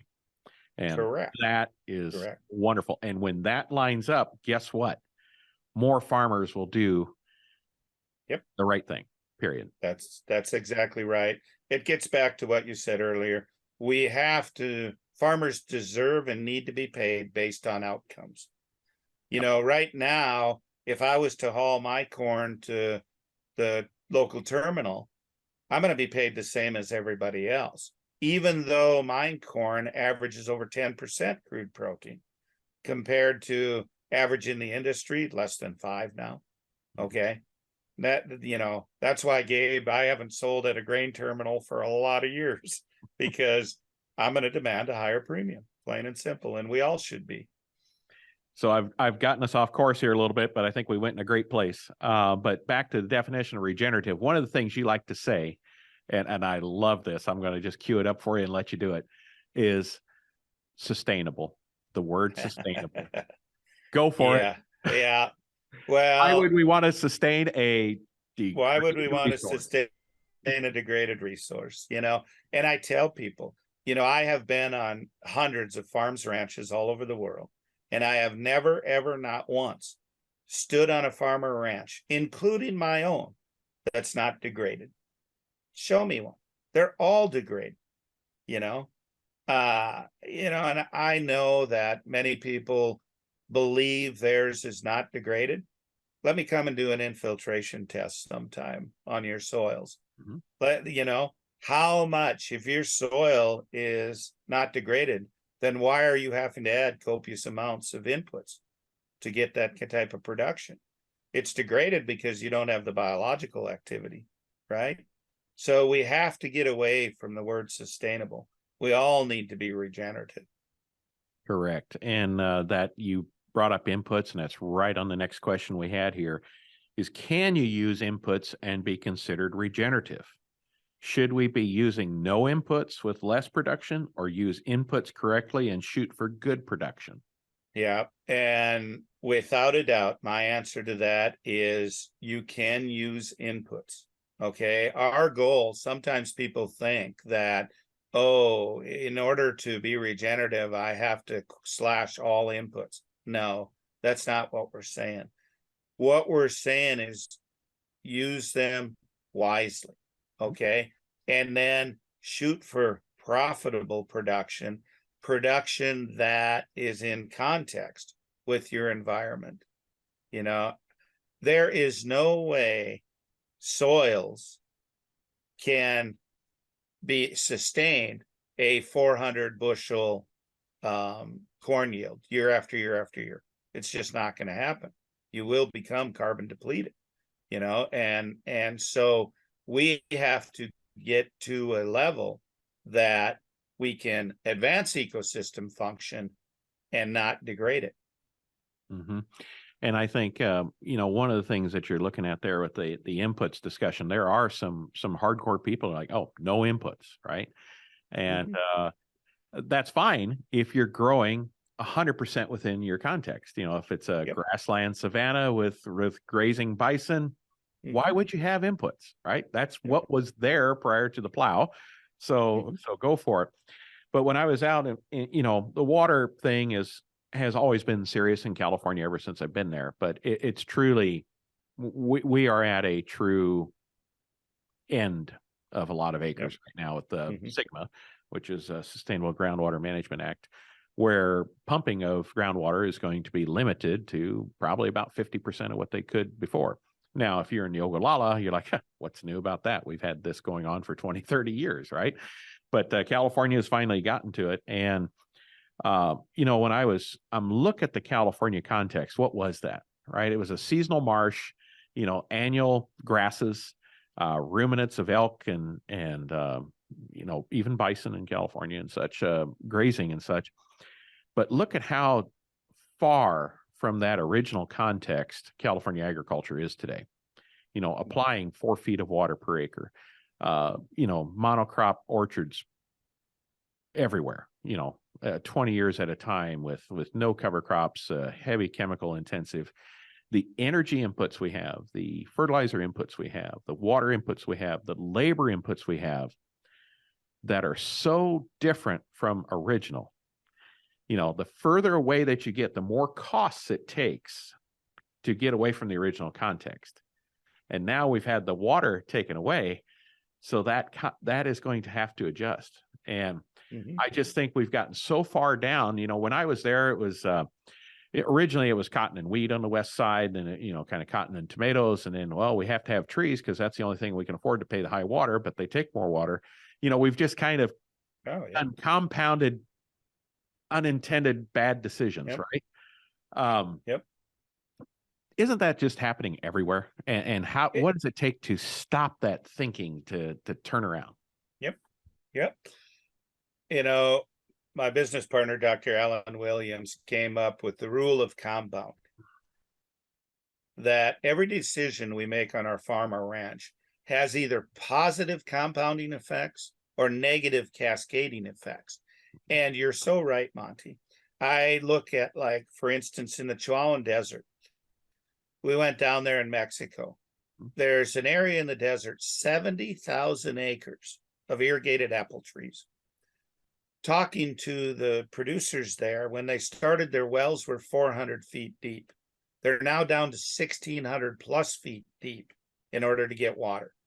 Okay, that is so far out of context, an orchard in the desert like that. Yet they're doing it under the guise of, we have to feed the world. Okay, and I think that's why a lot of this is done. Alan Williams, Ray Archuleta, and myself, one evening we were sitting around and we asked ourselves, we gave each of us a piece of paper, write down the 5 most degraded places we've ever been. Would you believe all 3 of us, not looking at each other's, we all listed Central Valley of California as the most degraded place we've ever been. Okay. And the others fell in there behind. It's where we're so far out of context that's the most degraded. I would question, what's Central Valley of California known for? Producing produce, right? Lettuces, peppers, tomatoes, etc. Why are we not producing those in the Corn Belt? We certainly could. There's plenty of moisture. Why aren't we doing it? We did. Yeah, we used to. We used to, right? Why aren't we doing that today? Okay. I think one thing COVID showed us is just how at risk our food production system is. We have to get to a more localized type system where we're producing these goods within our context, and we can do that. You look at, I mentioned Brendan Rocky earlier, the San Luis Valley up there, the high desert of southern Colorado. I talked to Brendan here a year ago. He said they're estimating they only have about 7 years of water left in that area. What are they going to do after that? Look at western Colorado, western Texas, all those irrigated areas. They're depleting water so fast, yet why aren't they getting back to in their context? Okay. It's under the guise of we have to feed the world. But the last figures I had from 2020, we produced enough food in this world to feed 10.3 billion people. At that time, there was 7.1 billion people on this planet. Now there's a bit more of that now. We're approaching 8 billion. But producing enough food is not the problem. We don't have to feed the world. The world needs to feed itself. And the way to do that is through these regenerative practices, stacking enterprises. Take my ranch here, for instance. I produce spring wheat. My neighbor produces spring wheat. Okay. Our yields are comparable. Okay. Well, that's all they produce on an acre of land. Then I'm going to grow a cover crop. We're going to run grass finished beef. We're going to have grass finished lamb. We've got honey production on there. We've got poultry production on there. I'm going to feed the world way before the conventional model feeds the world. So that's just feeding the world is not the challenge many people want us to believe. It's just not. The other thing to be aware of, and we've got 41 billion acres in the Corn Belt feeding ethanol plants. Yeah. That isn't feeding the world. No. Or 41 million. I'm sorry. I said, yeah, 41 million. I had a Joe moment there. Yeah. But I would say you look at the 8 million cultivated acres in California, and if we could get half of the yield in these other locations, we got acres to spare. We really do. And it's just a matter of allocation and those kind of things. So we've built a compounded and cascading industry that is Yeah. Yeah, It just it's does not ripe make for a sense. major adjustment, It is. and it's It coming. is. And the person that's going to bring it is the consumer, in my Okay. opinion. They vote. That's exactly right. And that exactly gets back to the comment of we have to start thinking of food as preventative medicine. Food is health. And that's why it's so important, this work that's going on by so many right now to quantify the importance of nutrient-dense food. So that kind of leads up to this. The next question was, what is the direction of agriculture or big ag? Is it headed? Where is it headed, and where should it head? Yeah. I think there's different fractions of big ag. So I think you could speak to the food producers and what they're doing, trying to meet sustainability goals, emissions goals, those kind of things. But then you're kind of strangled by the big ag that I imagine this person was asking on would be big chem and the big four packers, more on the production side. Talk about the polarity of those two. The big chem, big processing versus big food. And where they're coming to a head, aren't they? Yeah. I spend the majority of my time sitting here in front of a screen on a laptop, talking to boards of directors, heads of sustainability of these major companies. They see a change coming. If you would have thought, I would have never thought 3 years ago that I would be having multiple conversations with the boards of directors of Bayer to talk to them about what is regenerative agriculture and how do they play into it and what do I foresee as the future of it. Realize all of those companies are formed to create a profit. Okay. So they want to make money. Now they're not so naive to not follow these trends and see that consumers are beginning to demand a change. And you're right, it's with the consumer. So you talk about the packers. Well, right now, Understanding Ag is actually consulting with a number of those because they see what I talked about earlier. They see that the change in the driven demand of the pastured protein industry, grass-finished beef, for example, and they are wondering, how do they get into that? How do they produce? Because the packers, let's be real, let's be honest here, it's kind of a closed system. They're pretty much tying up their own supply and supplying themselves. So they're moving down this path also. So I think, Monty, it comes down to the consumer, as you said, is going to drive change. I am not so focused on changing their minds as I am in changing consumers' education and helping them to understand. Because all we really need to get is 15 to 18% of consumers to demand, and the companies will change. And squeaky wheel gets the grease. That's right. And one of the ways that you help to squeak the wheel, I think, is the Kiss the Ground movie. That was at your place. I enjoyed it. If you haven't watched it, you definitely need to. I think it's on Netflix. Talk about the impact that's made and awareness on the consumer level. Yeah. So Kiss the Ground started out to be a movie about organic production. And then they got a hold of Ray Archuleta, and Ray Archuleta said, oh, you need to go to North Dakota and visit with Gabe. And so they followed Ray around, came here. And I thought the Kiss the Ground movie was good in that it kind of started to up the awareness. However, the interesting thing about that is one of our clients watched Kiss the Ground, and he called me up and said, Gabe, I just watched that movie and it was good, but I think it didn't go far enough. He said, do you know the producers? And I said, yes. And he said, get me an introduction. So now, somewhat of a sequel to Kiss the Ground, and they haven't decided on a name yet, might be called Common Ground, was filmed over the past 2 years. And they just wrapped up filming here at my place this fall. And that's going to take it to a much higher level. It's going to talk about what needs to be done and why it needs to be done, and it's going to show the path forward. So we actually highlight in there, they will highlight a number of producers who are at various stages of regenerative ag and how it's changed their operation.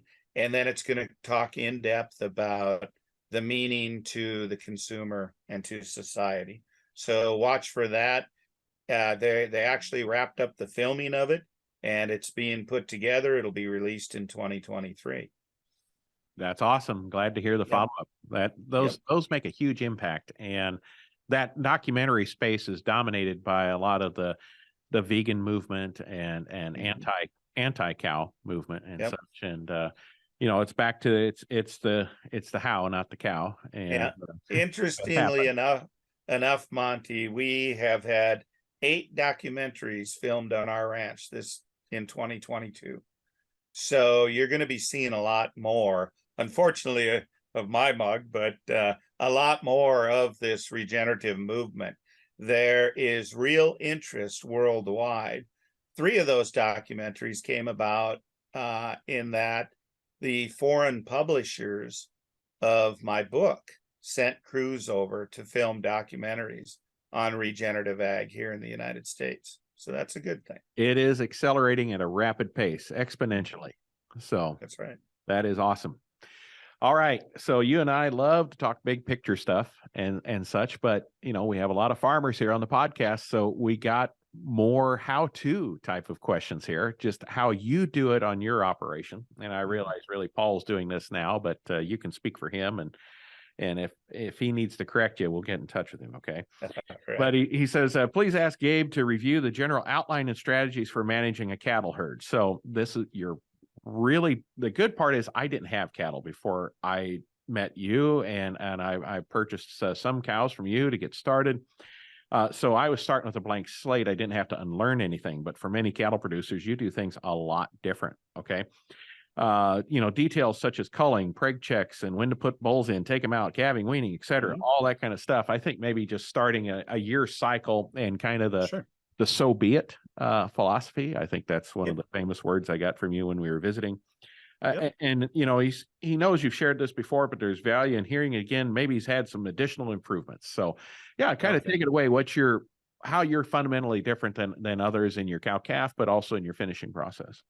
Sure. So as I mentioned earlier, I was in the purebred business, the registered business for 25 plus years, calving in February and March, weaning those calves in September, putting a lot of grain to them, etc. And we were successful at it. But, I was killing myself calving in February and March in North Dakota. And as I mentioned earlier, we were raising grass-finished beef for our own consumption, and that gnawed at me because I was seeing this trend for grass-finished, so I knew I wanted to make the switch. Well, Paul was finishing up college, and we knew he was coming back to the ranch. And so we sat down with him, and I said, we need to get back and ranch within our context, okay? Deer do not drop their fawns in February in North Dakota. That just doesn't happen. So we immediately cold turkey now realize I financially was able to do this. We knew that there'd be a large fallout when we changed our calving period in our management. So we went from calving in February and March to calving May 15th to the end of June. But then we did not wean the calves in September. We left them on the cows out grazing the majority of the winter. Okay. You talk about a big fallout of a herd. We literally turned, 50+% of our cow herd in 2+ years. Okay. It was a big fallout, but we were ready for that. The cull cows became our income then. We retained heifers because one of the things, Monty, that I learned over time, and I learned a lot of this from Dr. Fred Provenza and Dr. Alan Williams, is the power of epigenetics. Okay. Dr. Provenza showed that if you feed a pregnant ewe a low energy ration while she's carrying a fetus, that resulting offspring will perform better on a low energy diet. So I took that information and realized we're really programming the fetuses, the resulting offspring, to thrive in our environment. So not only do our cows have to have a calf hanging on them during the winter, grazing through 2+ feet of snow, but they have to be developing a fetus in them on the feedstuffs that are naturally available on our ranch, which on our ranch, it means poor quality brome grass and dry native forage. Okay. Now, most will say the old mindset is, oh, you have to supplement protein, you have to give them energy. No. If they can't thrive in our environment, they become open. They're not going to rebreed. They're gone. There's no second chances on our ranch. So what we do then, we wean those calves in April, early April. Those cows then have a 45-day period to pick up flesh and to then calve again. Meanwhile, the calves we just weaned go right back out on stockpiled forage. In other words, it's forage that was not grazed the previous year. And in our environment, it takes about 12 to 15 months for our pastures to truly recover. So they're then go out on that, and they're developed on that. We also have the mindset, we do not supplement like our heifer calves. What happens then, come August 5th, all of our heifer calves get exposed to the bulls. We dump multiple bulls, and these are bulls that we raised off our herd, in with the heifers for 30 days. Okay. 60 days after removing those bulls, we're going to ultrasound those heifers. If they're bred, they either go in our cow herd or get sold to somebody like Monte. If not, they go into the grass finish program. Okay. And we're grass finishing our animals at anywhere from 24 to 28 months of age. They're finished. What we're finding is by putting these stringent culling requirements on these animals, they're naturally selecting, and they have the epigenetics to thrive in our environment. Okay, here we are. We're recording this. It's the 2nd of December today, and we've had 3 feet of snow in the last 3 weeks. Our cattle are still all out grazing. They're grazing through that snow. And people will say, oh, that's inhumane. If you think it's inhumane, walk down to your corral and open the gate and see if your cattle want to stay in the corral or do they want to go out and graze, right? I don't think there's anything humane about letting animals express their natural instinct, okay? And they're doing just fine. Now, I will say, when we made the switch in calving dates, we also dropped all vaccinations, all wormers, etc. Now, I'm going to be the first to say, if you're in an environment that's high in any of these brucellosis, lepto, etc., you're not going to want to do that, okay? I don't want people to have a wreck. But we've done it, and we've gotten by just fine. So what we're doing is trying to produce cattle that fit our environment. And you're going to say, yeah, Gabe, but that's not what the packers want. Okay, what's going to make me more money? Getting $1 or $2 premium because it's the kind the packers want, or saving me hundreds of dollars per head because my animals can thrive on my environment without that processed forage? Mm-hmm. Very good. So overview, we're exposing our heifers on August 5th. We're going to 30 days. So you're mainly to hit one heat, because you need a little more than the 21 days, because they can cycle at various lengths, right, when they're younger, and there's some disturbance and moving and such. So that's why you're giving them 30 days to make sure you hit one heat. But you're not giving them 45 to get 2 heats. We do give Sure, they're fertile. Yeah, any of the cows. So from first calf heifer on, those we expose for 45 days. Okay. So you're being very generous there. I know. We could cut that. Yeah. So on your heifers, you said a lot of bulls. What is your ratio, bulls to heifers? Yeah. Yeah. So it's about 1 per 25. And then on your cows, what are you doing? Yeah, probably 1 per 30. Okay.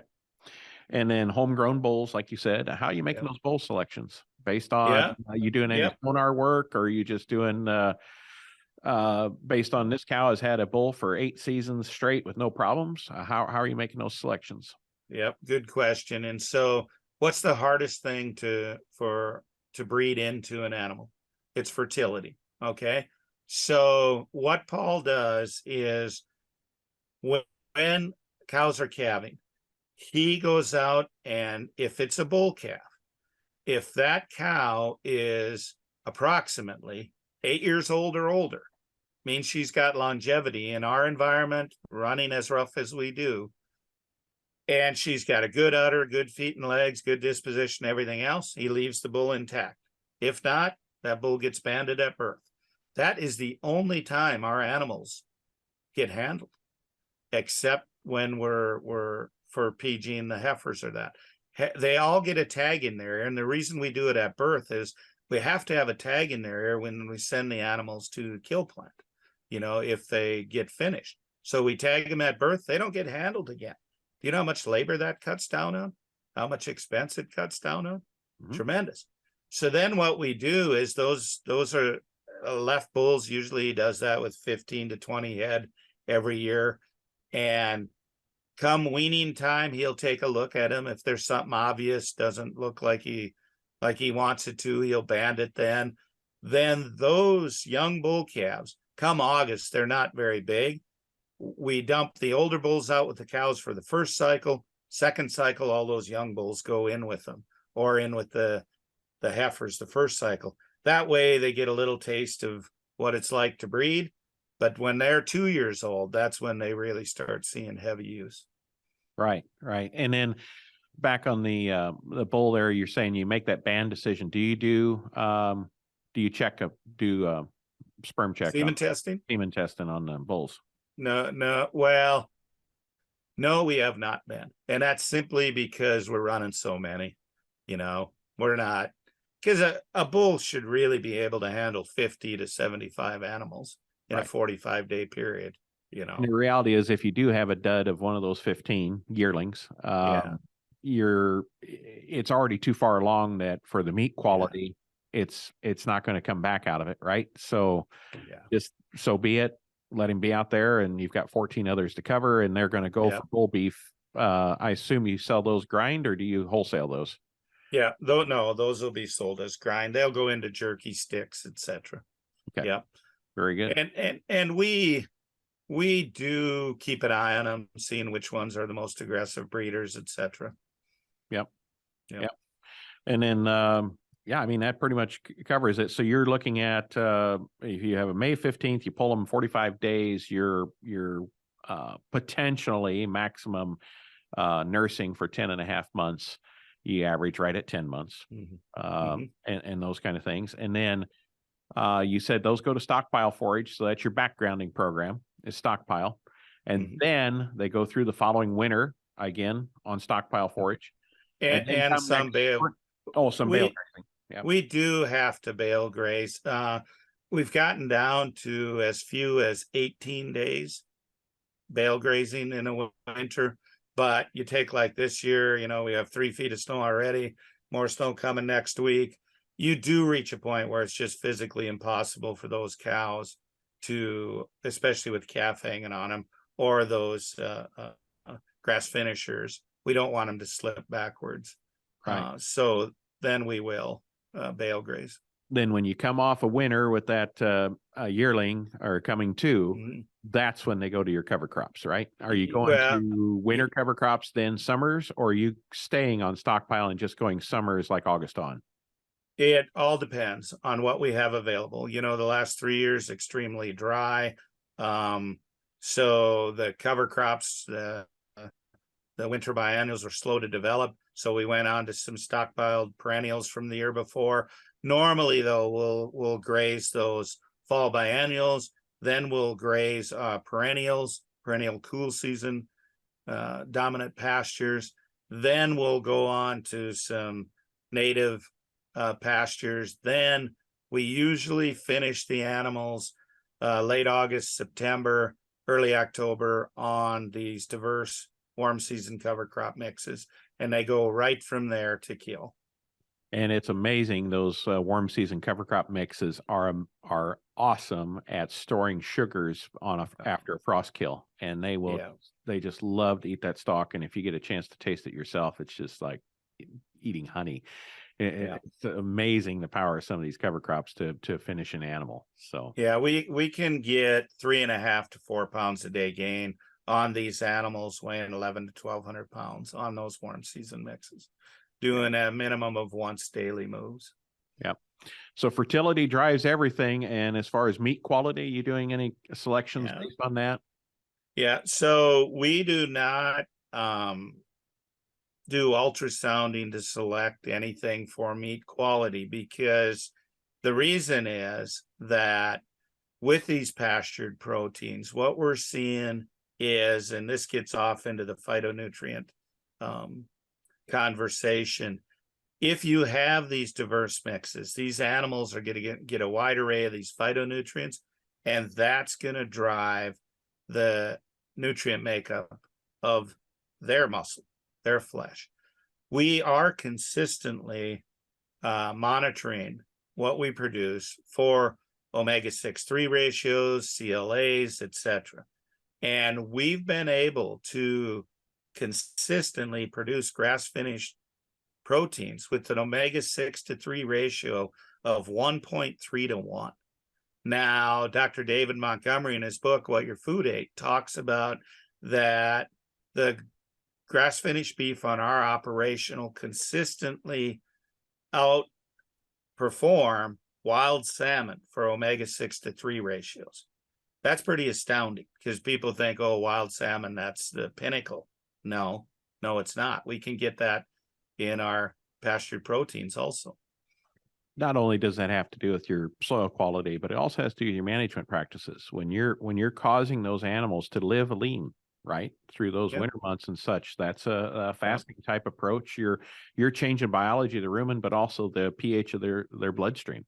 Yeah. They're running a alkaline pH, eating that way. So that drives that omega-3/6 ratio in their Yeah. body. So Absolutely. Gabe should fast a little more.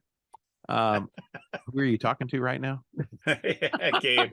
I'm only talking about myself. I think I could do that too. Here I am selling healthy proteins. I'm not quite the poster child for it. So got to work on that. But Monty, I'll spin off that though. To our defense here in mine. Okay, I tell people this. I know when they look at me, I just, people envision health by looking at me. But Absolutely. think of it this way. Okay, during the COVID pandemic, I was on over 500 flights. Okay. I contracted COVID a couple times. Did it slow me down? Not one bit. Why? Because I have such a healthy gut microbiome, because when I travel, I pretty much take my own food with me, and I eat what I consider nutrient dense foods. Okay, high in these phytonutrient compounds. So people may look at us and not think we're healthy, but okay, there's two ways to look at that. How healthy is your gut microbiome? How healthy is your immune system? We need to look at that also. So a little bit of defense for guys like you and I. I appreciate that. It's pretty rare that I get sick. COVID did take me down a little bit. I had the original recipe, and then I also had the extra crispy Omicron. So Omicron was like, sniffle. But the original did get me down a little bit. So I need to eat a little more. I need to raise a little better beef, is what you're telling me. You're telling me I'm not doing a good job there. No. All right. Well, I tell you what, we need to take another little pause here to make sure the recording stays in good shape. We got a couple more questions left, but then I want to talk some big picture future and where you and I hope that agriculture is going to go long term. So thank you so much, everyone, for listening. And this has been great having an extended conversation here with Gabe Brown today. We're going to take a little pause and we'll be right back. We're taking a short break to share that the AgEmerge podcast is brought to you by the team at Ag Solutions Network. Rooted in innovation, ASN is committed to leaving the land better than we found it, not simply maintaining it. We're here to help you navigate the balancing act of productivity and building a legacy. From practices to products, ASN is more than a new jug.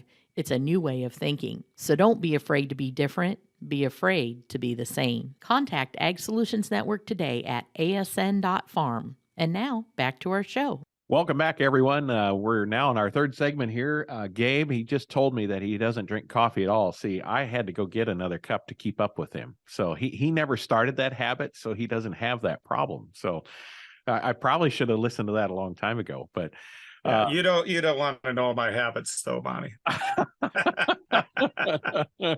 and it's not Irish coffee, but maybe it should be.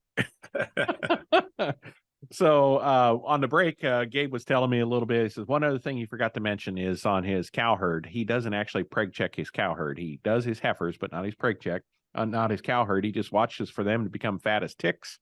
And then in June, if calving's done and he notices they don't have a calf on them, they go to become 4th of July hamburgers because that's a hot market right then. So, boy, when you do all that, look at the lack of labor involved. And you've been doing this for 20 years, 30 years of production practice?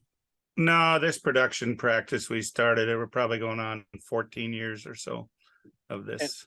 And at that time, I mean, labor's always been an issue, right, on farm, but it's a huge issue now. So if you really look at the labor that you're making the cattle work for you instead of you work for the cattle, you're definitely, kicking the hay habit. Jim Garish would love what you're doing there with, minimal days of feed, even in droughts. And, you're destocking, going with your context as needed. Any other pro tips you've got there for your? There's one other one that I see over and over again with our clients when it comes to a cow herd. We see the vast majority of producers are overstocked. What we practice on our ranch, Alan Shane, and what we recommend to our clients is how many cows can you run in your worst drought year? In your context, your worst drought year, how many cows can you run? That's all the cows you should have on your farm then. What you do then is you use yearlings, stockers, etc. as a variable. That way you're not destocking, you're not going buying high price feed to keep the cow herd going. The past 3 years here at Bismarck, North Dakota are the 3 driest ever recorded. We had 6.2, 5.6, and up until this last snowfall here, 6.15 inches of total precipitation. Okay. Well, thanks for not stealing it from everybody else. We appreciate it. We have not had to destock one animal. We're still running the same numbers. But the reason for that is because we keep our cow herd at that level. So what we do is we use the stockers, the finishers as the variable. So when you've got a normal year, you're keeping, a person keeping more stockers. Yep. And then if you have a great year, you keep them for finishers and take advantage of that. So that way you're keeping your genetic program going, your epigenetics. You're not having wild swings in that. Yeah, we always keep finishing animals because of the meat business that we run. We need to supply. But what we do is we may not keep as many steers over and grass finish them. We keep the numbers we need to sustain the meat business and then use the stockers as the variable. Very good. Well, Scott's going to love all those answers there. He asked that question. So there you go, Scott. You know everything you need to know now. It's been revisited. And I've picked up a few things I'd forgotten too. So thank you for that. Now we've created this animal. Another JR asks here, he says, how do we get customers to start to think different when buying their food? He says, I know selling by the cut is how they currently think and going to buy food weekly, but is it possible to get them to buy for a month, 6 month, or a year's worth of food? Anything, information or marketing, should we be using our energy at all trying to change the customer, or just give them what they want and continue to sell them products weekly? Well, that's a really interesting question, one that I have not heard before. But in my quick thought process is this. I can make way more money selling by the cut than I can by the quarter, half, whole. So I understand the logistics of it's just a lot less labor involved if you're able to sell in those larger quantities. What I would say, if you want to do that, then it becomes a price point. You're not going to reap as great a return, but you won't have as many dollars in labor into it. So there's a trade-off there. You have to find out where that that magical number is. How much can you charge and still get them to buy in quantity? What we do at certain times of the year, for instance, we just got done talking about killing those cull cows in late June.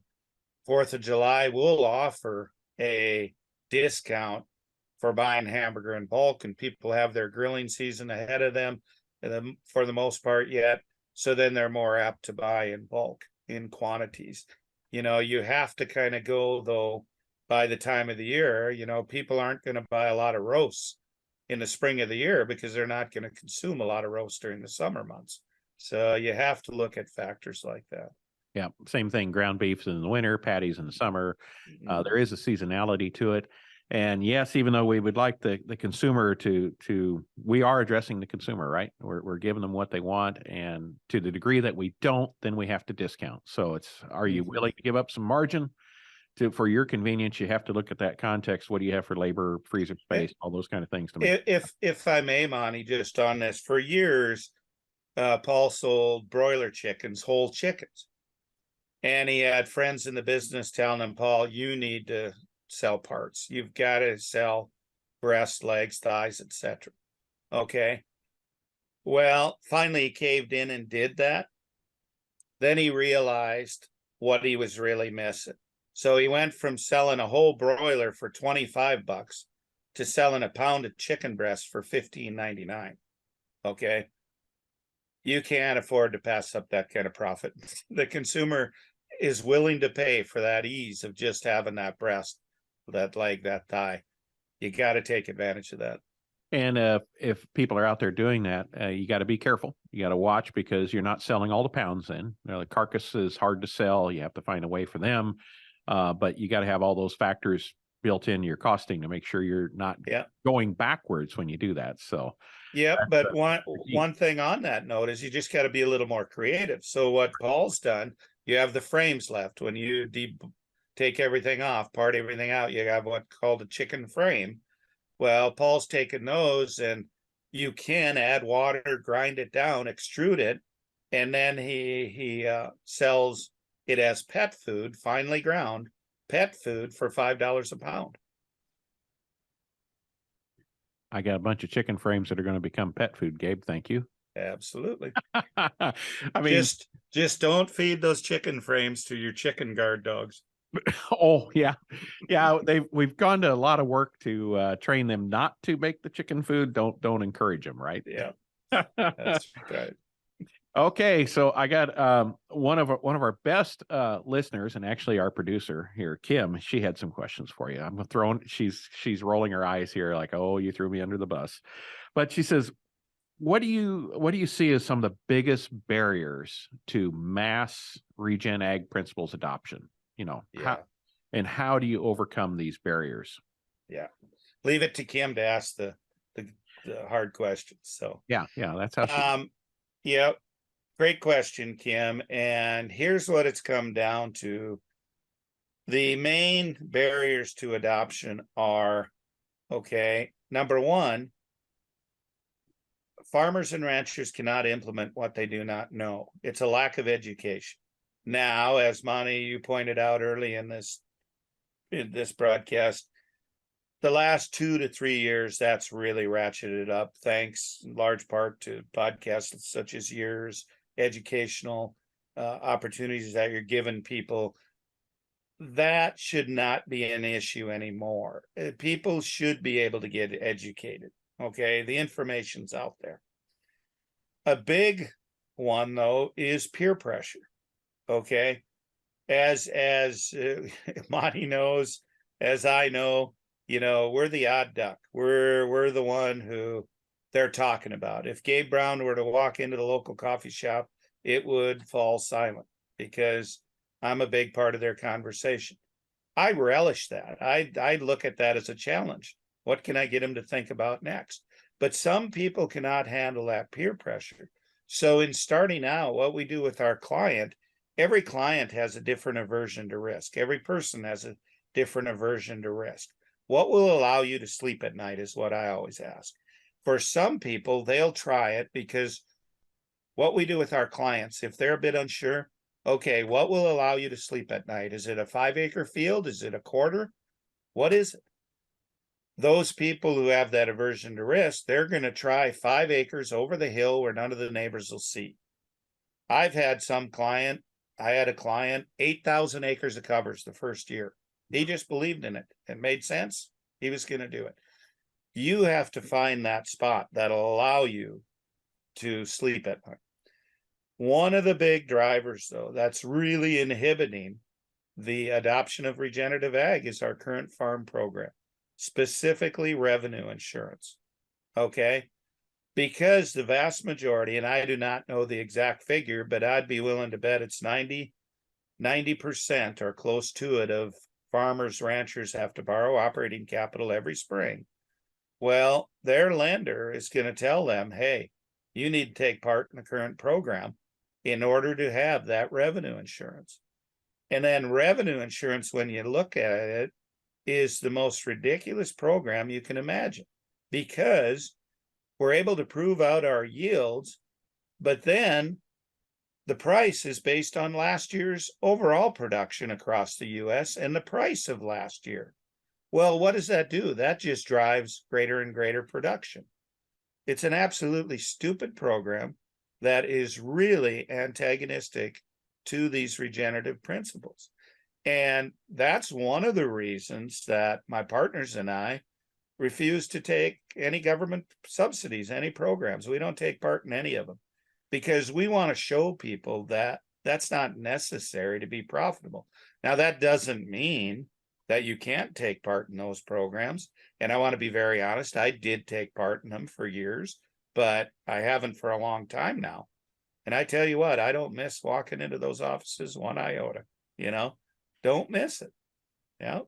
But that, Kim, is really what's inhibiting it. People feel very uncomfortable and there's a lot of pressure on them to stay on that hamster wheel, so to speak.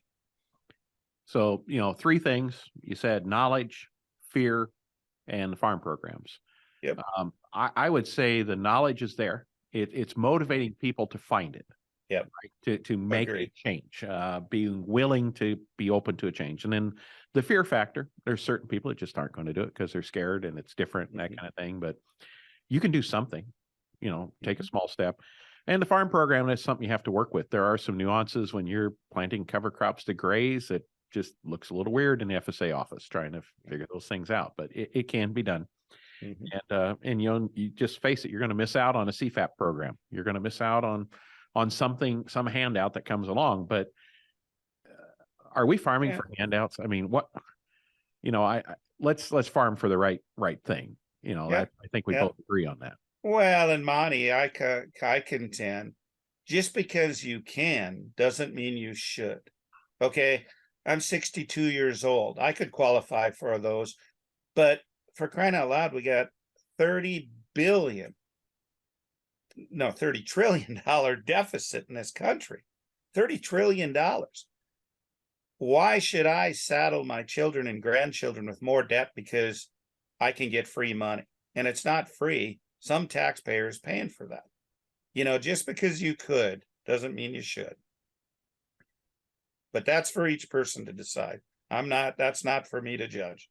And the sad part is that it's become so prevalent that if you don't participate, you're at a competitive disadvantage. And that's I'm going to disagree with that. Like all the PPP loans and all that crap that's come out lately, all the free money, it's a nightmare. Yeah, but I'm going to disagree that you can't compete, because with the profitability, Dr. Jonathan Lundgren in his work, Regenerative Farms and Ranchers, 78% higher profitability.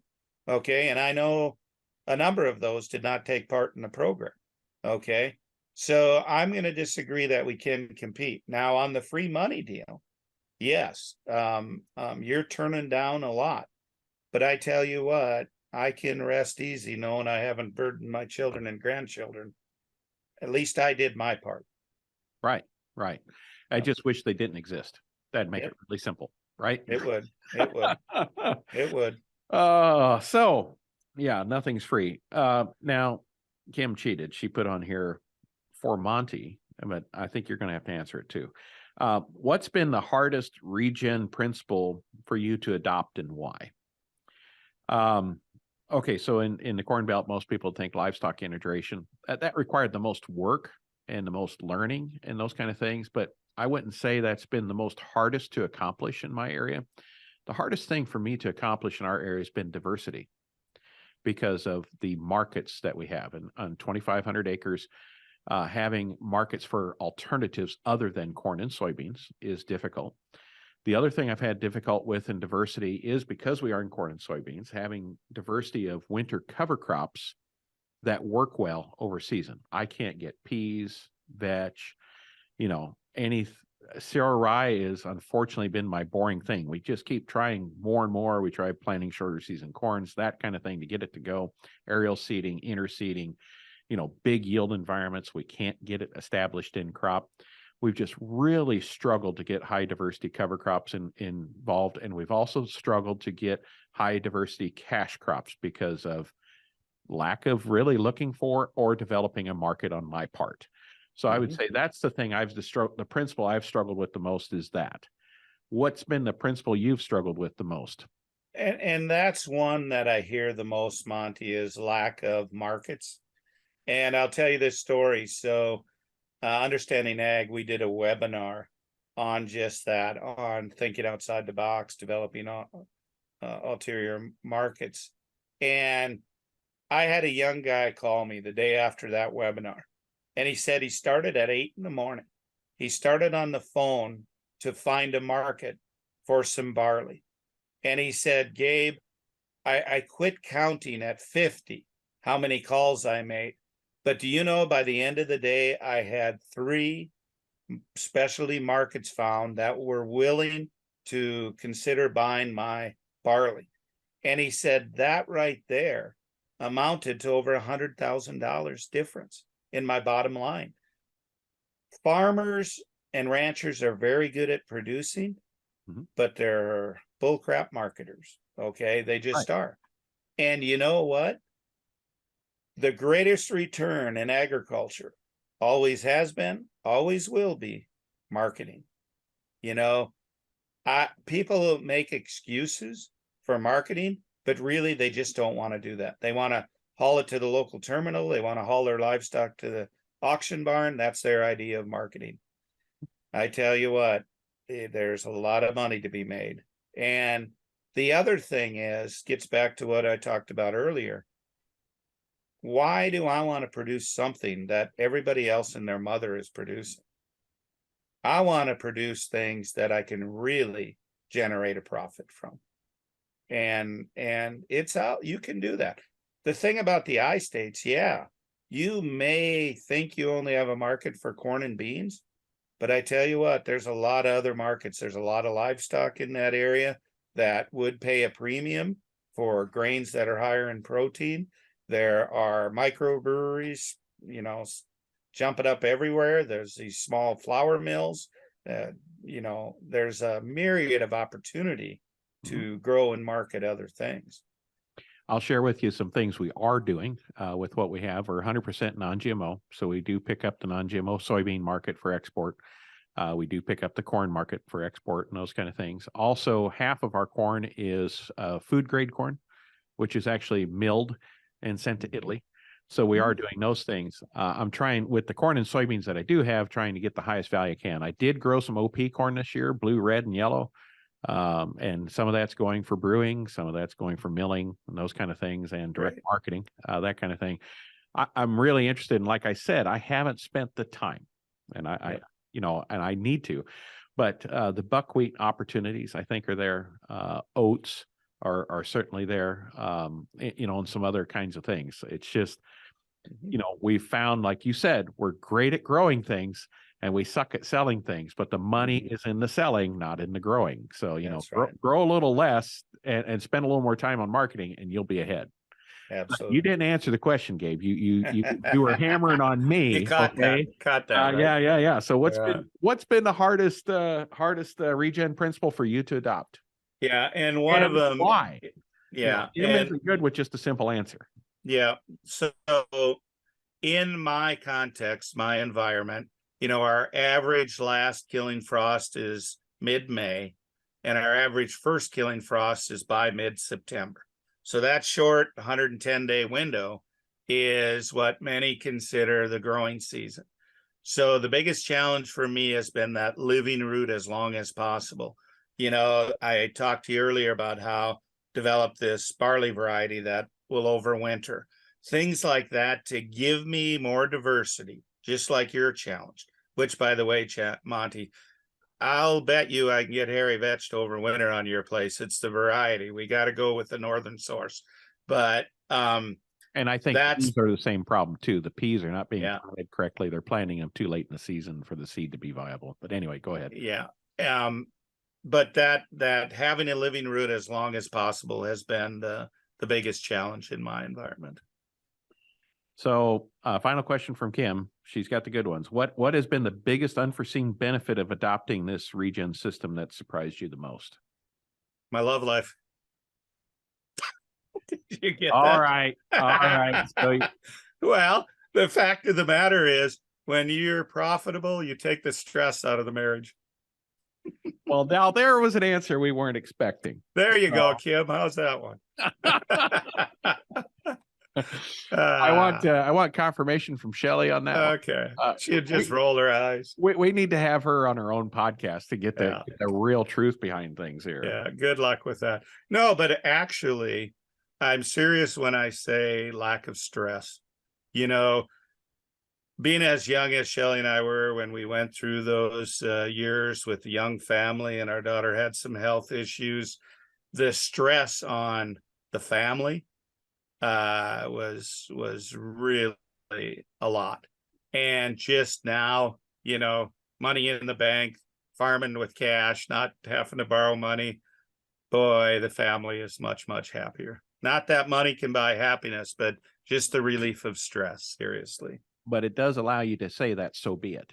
Yeah. Right? The so be it philosophy. If you lose an animal, if it doesn't breed, if you don't get a great yield, so be it. You're not under the gun constantly. Yep. So definitely, Dave Ramsey and you got a lot in common there. Okay, let's talk about the naysayers, the haters, the hate mail, those kind of things. I'm sure you get it. How much hate mail do you get in a day's time? Not as much anymore. Now I got to be honest, 3 years ago, I quit using Facebook because I'll average 200 to 400 emails and phone calls a day. And I try my hardest to answer everyone. I'm not saying, or those that need answering, but as far as pure hate mail, it's very little anymore. I might get 1 or 2 a day. That's about it, So I think I'm doing pretty good. I'm liked by more than I'm disliked. So in the past or today, I mean, what did the hate mail? What do they say? What are they sitting on? Yeah, and the big thing is amount of weeds. They call it weeds. They drive by our farm and you have weeds. No, that's an Alan Williams Forb. Don't they know? Yeah, exactly. And no, we don't have weeds. We have forbs, and our animals eat them all. And they do, and they relish them. And it's those forbs that are high in these phytonutrients. And so it's things like that. Another thing is, your yields aren't what some of your neighbors are. No, but I still average 25% higher yields than average in the county. Okay, that's not bad. It's not the very top, but it's not bad. So don't tell me just because I don't have the highest yields, I'm not going to be profitable, because I'm stacking enterprises where others aren't, Yield and profit are never the same, are they? That's right. So the next naysayer thing, you can't feed the world this way. Yeah. What do you think? Yeah. I mean, the Farm Bureau has told us we feed the world, Yeah. Yeah. You're starving poor little children in Africa, Gabe, doing what you're doing. So let's just use what I was just talking about. So spring wheat, common crop in this area. My proven long-term average for spring wheat, 62 bushels an acre. I've got some neighbors that are in the 70s. Okay. So I'm producing about 10 bushels less than them. Now I'm still considerably higher than the average in the county. Okay. But what I say is, okay, they grow a spring wheat crop, right? You can produce so many loaves of bread from that spring wheat crop. A few more loaves on theirs than mine. But that's all they grow on that acre. I'm going to combine my spring wheat. I'm going to plant a diverse cover crop mix. We're going to graze it with our grass finished beef, maybe our grass finished lamb. We might have our laying hens out on there. We might have broilers out on there. Might have turkeys out on there. We're producing honey all the time. Who's producing more food per acre? There's no comparison. No comparison at all. I'm going to feed the world way before the conventional model does. And really nutrient density of food per acre too. Right. So you're Right. getting higher quality and per acre. That's But right. you can feed the world. You're saying that myth is busted. You're not starving poor people that can't afford your high priced food. There's another one. Yeah, there's All another that one. high priced food. How can you charge that much for food? And I have people throw that at me quite often, but you charge so much. I said, yeah, isn't that great? I'm making a profit. I said, now, does that mean that I couldn't sell it for a lot less and still make money? As you know, Monty, I've been very open about my cost of production, and people have seen those in many of the webinars and podcasts I do that we'd list. It's not easy, and I'm not doing it to brag, to show what it costs me to produce a bushel of corn, a bushel of wheat, a pound of beef. In saying that, my cost to produce those items are much less than the conventional model. Okay. So if Gabe Brown decided to sell his corn, for instance, on the commodity market, my proven long-term cost to produce a bushel of corn is $1.44, all in, including land costs, fertility, everything. Who else can get it that low? Not very many people, right? So if I have to sell in the commodity market at even $3 a bushel, I'm still doubling my money. Now, I'm enough of a capitalist that if someone wants to pay me 8 or 10, I'm going to take it. I'm not a fool, right? However, as more and more people get into the regenerative space, I really believe those prices will moderate and come down. Nothing wrong with that. That's just the way it works, right? Yeah, that's farmers free enterprise. We're great at doing everything we can to drive the price down. So, and that'll happen over time, but we'll get more efficient at growing it too in a regenerative way. Yep. That's just the nature of the beast. Other naysayers, you probably get some things about cows and emissions, and how can you be saying that? And grass-fed beef emits more methane than grain-fed, which is funded by your Farm Bureau, and all these kind of things. You are just killing the planet by what you're doing. Okay. Can't believe you do such a thing. Yeah, shame on me. So let's think of North America. Okay. So we all know from history lessons that North America, there was bison grazing all the lower 48 states, plus some in Alaska. And along with that, there was herds of elk and deer and bighorn and pronghorn antelope, etc. But the wild ones don't belch. They don't belch. Oh, they don't. Didn't you know that? Oh, that's news to me. Now you threw a curve at me. But yeah, so what I'm getting at is obviously there was more grazing ruminants on North American continent pre-European settlement than there are now in cows, beef cows, dairy cows. Okay. If it was a problem, if this methane, the belching of ruminants is an issue now, why wasn't it an issue back then? Because what you don't hear is nobody's talking about methanotrophs. Methanotrophs are naturally occurring bacteria that consume methane. They're on the surface of the soil, and when animals are grazing, they belch. Those methanotrophs consume that methane. The other thing is, if you really look at how these studies are done, saying that there is less being produced in a grain-fed system, they're not looking at the entire production model. How much fossil fuel does it take to produce that bushel of grain to haul it to the animal, to the feedlot to process it, to feed it, to haul out the manure, etc.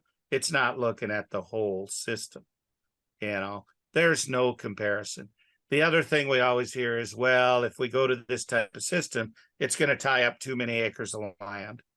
Do you know that we would not have to convert a single cropland acre in the United States to move to a totally grass finished program? There is so many of these acres on farms and ranches that are not being utilized.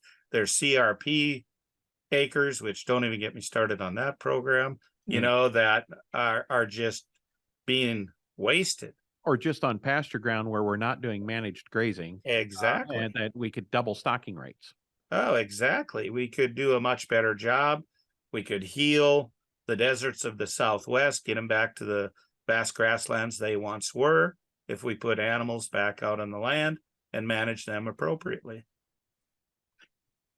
Well, okay, other naysayers, cost of production, we talked about that a little bit as far as, less inputs required, lowers that, even though we do have a little less on the yield.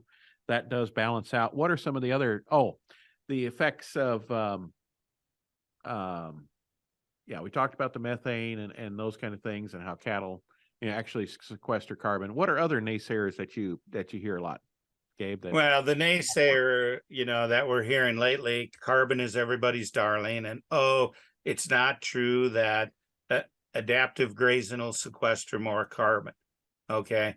Well, work being done by Peter Bick and Stephen Applebaum's team has shown that we're sequestering in an adaptive grazing, multi-paddock grazing system. We're sequestering more carbon and more carbon to depth. We're taking that carbon deeper into the soil profile.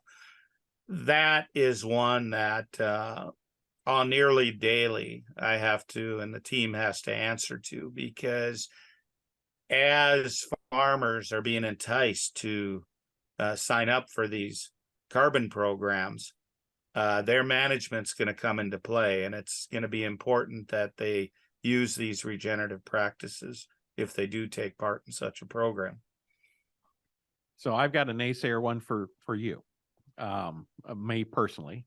One of the things I see is that, the margin is there on the grass-fed business and those kind of things, but the costs involved and the overheads, from freezers, labor, people like that. If you're doing this as a business instead of as you as an individual, there's a lot of costs you have to absorb into that extra margin that you're selling for.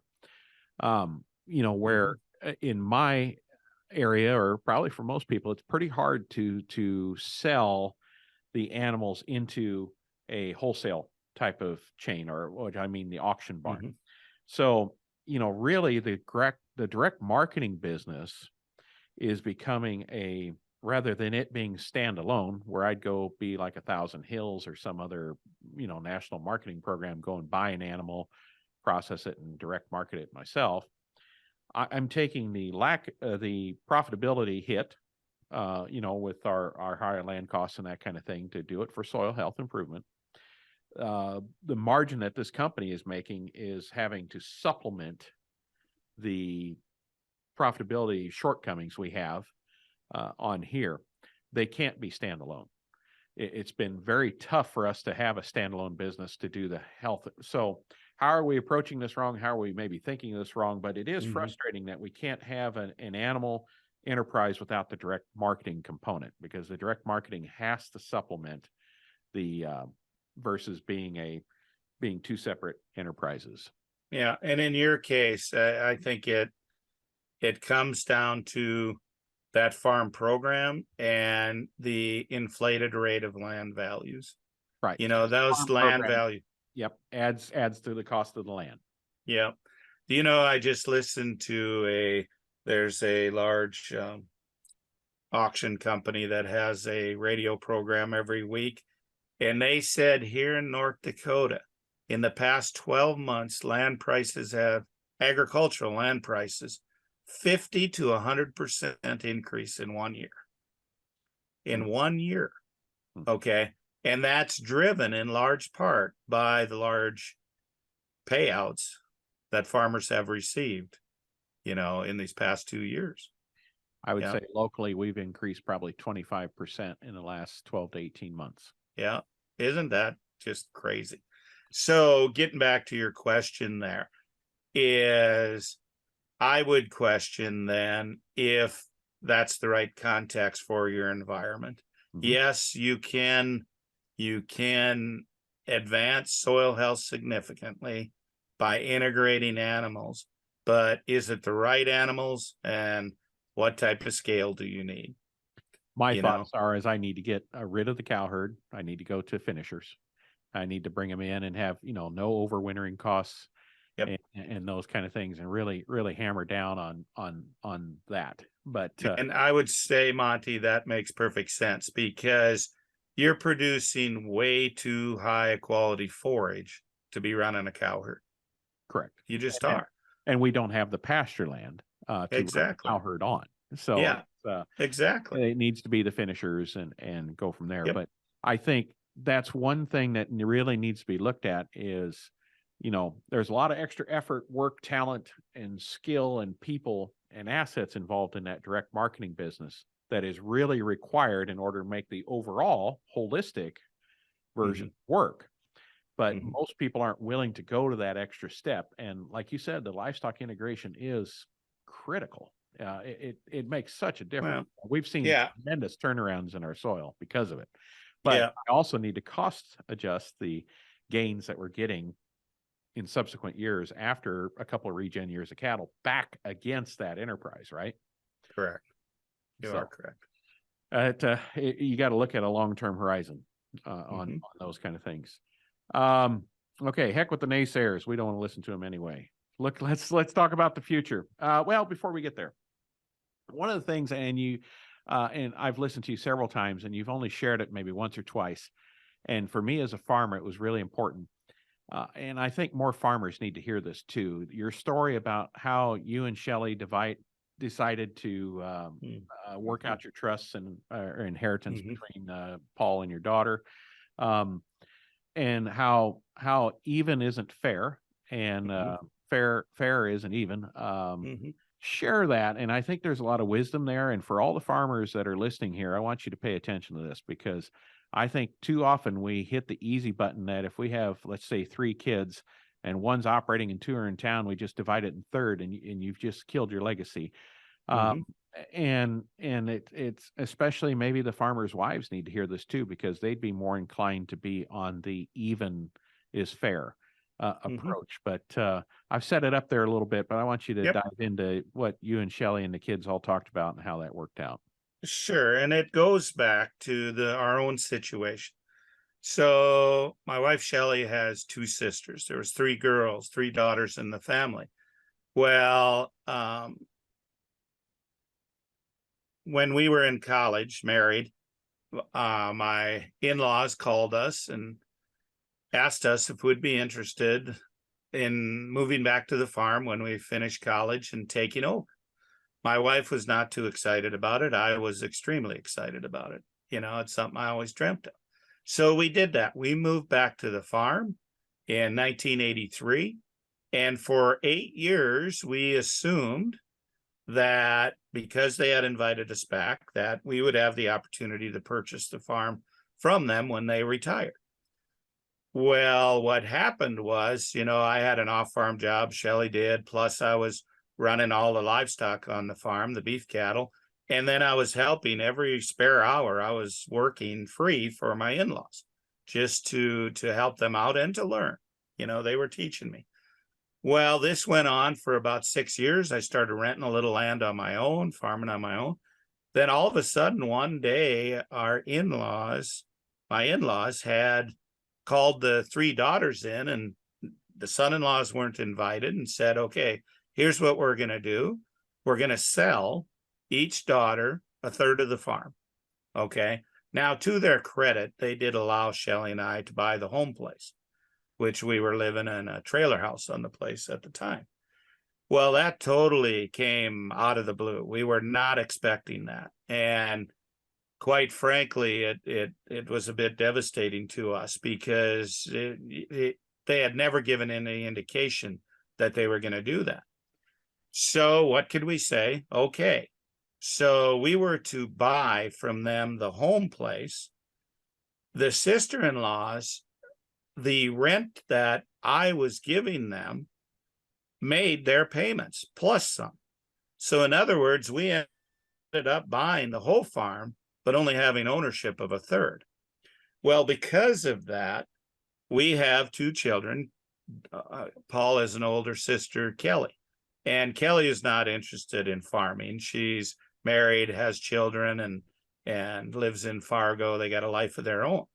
Well, we knew from when Paul was young, he'd want to come back to the place. But we made the decision that it didn't matter if one of them came back or both of them, we were going to make it conducive for both of them if they wanted to. So we sat down with both Kelly and Paul and said, here's what we plan on doing. Kelly, do you have an interest in owning the farm? No, she said she didn't, but she would be supportive. Well, okay, here's what we're going to do. We're going to put the land in a trust. Paul is both the beneficiary of the trust and the executor of that trust. My wife and I have a life estate in that trust, which means we're entitled to the income from the property for as long as we live.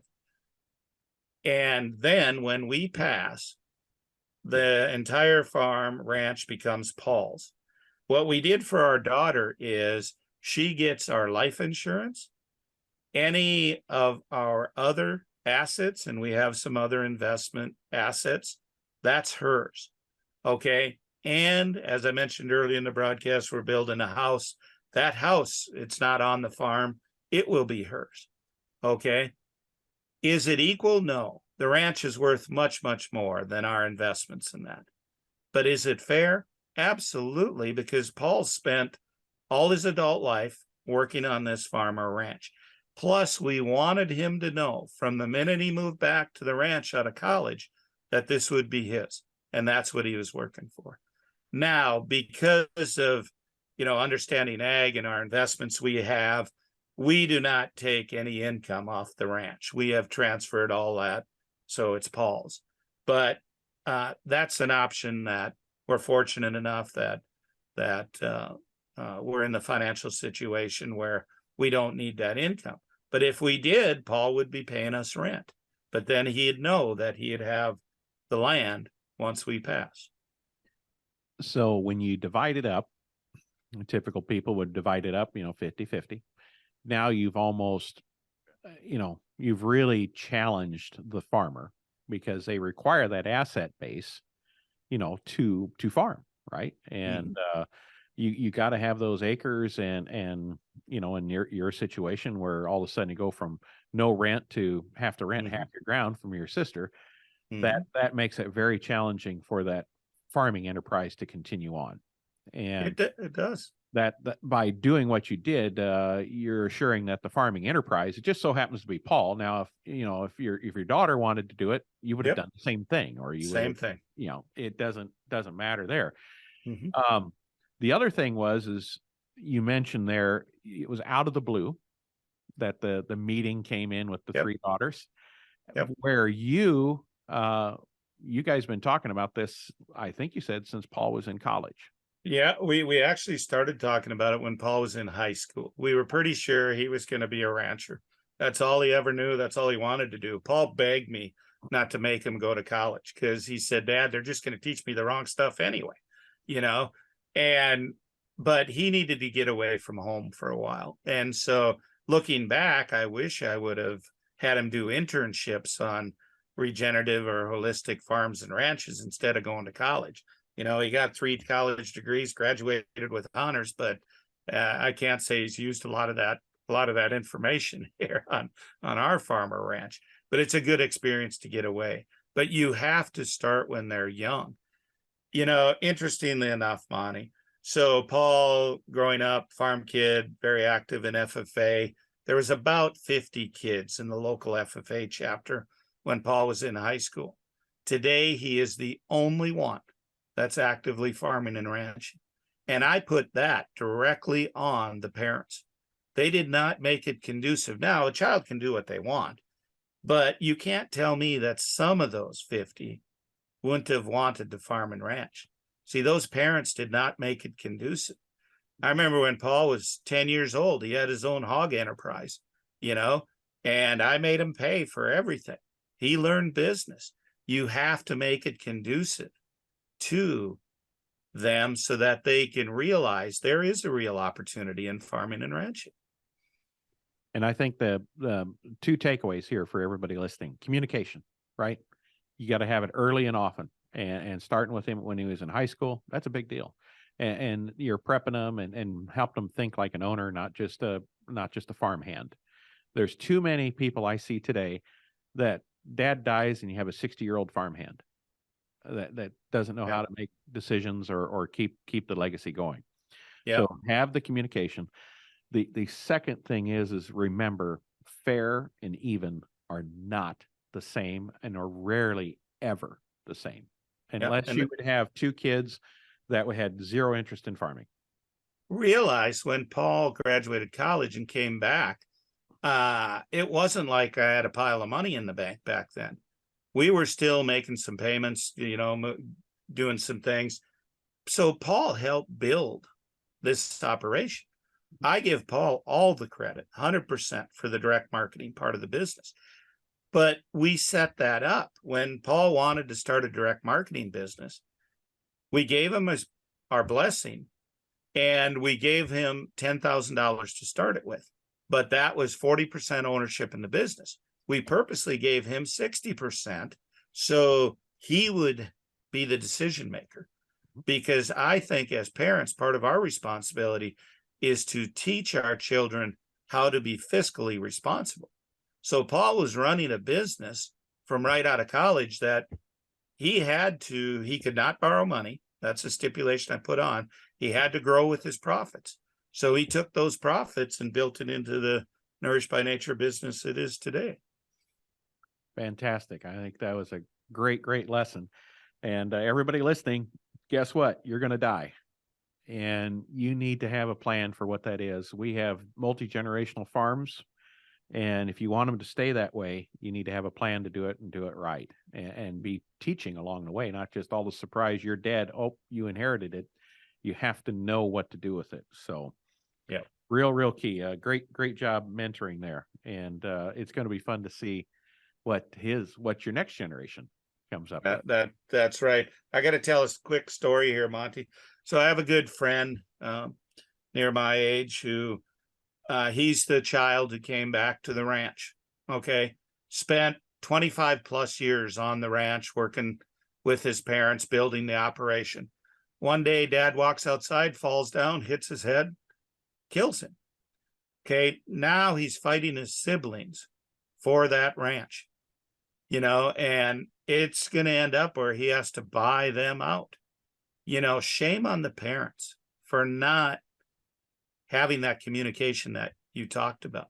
Shame on them for not having a plan, because this gentleman, when he passed away, he was in his upper 60s.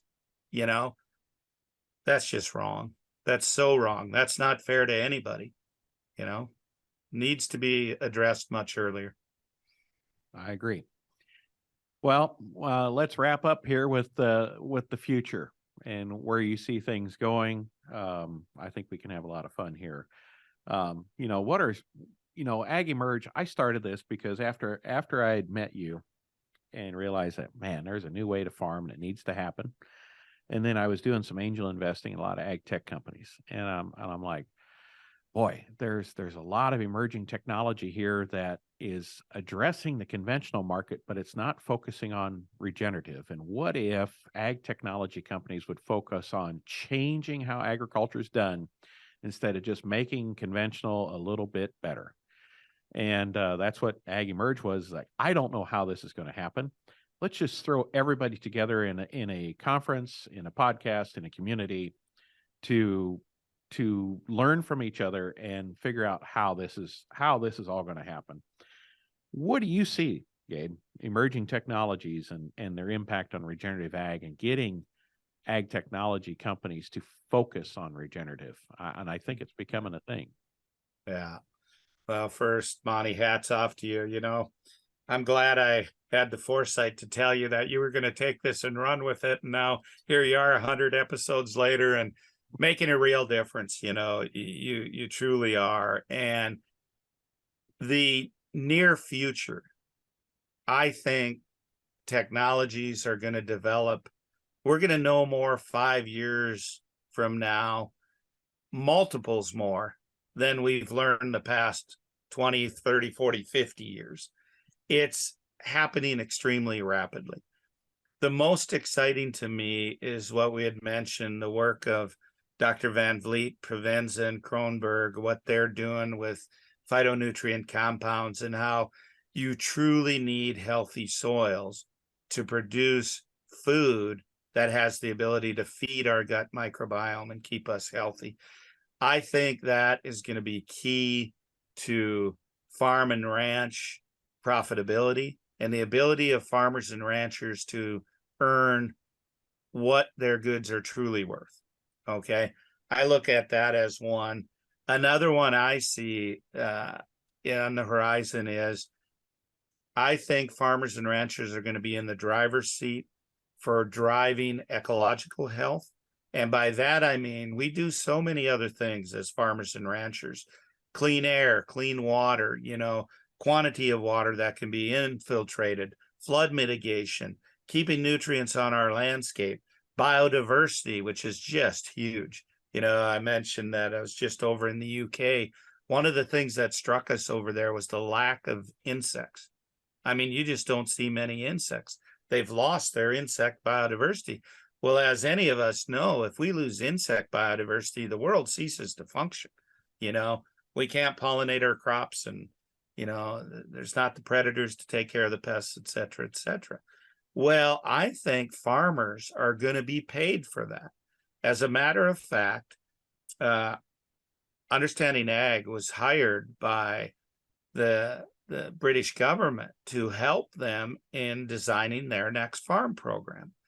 And we provided input as to all these ancillary benefits, because in the UK right now, their next farm program, you're not going to be paid based on yield. You're going to be paid based on outcomes. So how much water are you infiltrating? How much are you storing on your land? How clean is it when it's coming off your land? How much carbon are you putting back in the cycle? How much biodiversity do you have on your farm or ranch? That's how farmers and ranchers are going to be paid. What if that comes to the United States, which I think it will, and I think it'll come sooner than we think, okay? Because all this comes together. At Understanding Ag, we've trademarked the phrase common ground for common good. I really believe as humans, we can agree on 85+% of the things. Why can't we come together to work on those for the betterment of all? I spend a majority of my time talking to non-farmers and ranchers. So I have to talk to them from the standpoint of, where does your interest lie? Are you interested in climate change? Okay, I can talk to you about how regenerative ag can take that carbon out of the atmosphere, put it back into the soil cycle. Are you interested in clean water? I can talk to you about how we grow cover crops to keep the nutrients immobilized on the land, then we'll mineralize it next year when the crop needs it. See, we can come together for common good, even though they might have a different interest. Regenerative agriculture can and needs to be a major part of the solution. I agree wholeheartedly, because there's many on-ramps, clean water, clean air, animal welfare, legacy, community, rural impact, it's human health. What human health. It's amazing what it addresses. So let's think a little bit about legacy. What do you hope people will say about Gabe Brown and your impact you've made 7 generations from now? Frankly, Monty, I could care less. The only thing I hope is that they realize that all I really wanted to do was help others. All I really care about is that future generations have an opportunity to be sustainable. We don't have that opportunity. We have to be regenerative.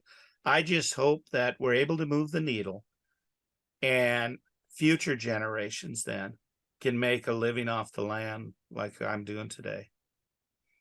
We have a narrow window to regenerate before we can get to a point where we hope to maintain sustainability. That's an interesting thing.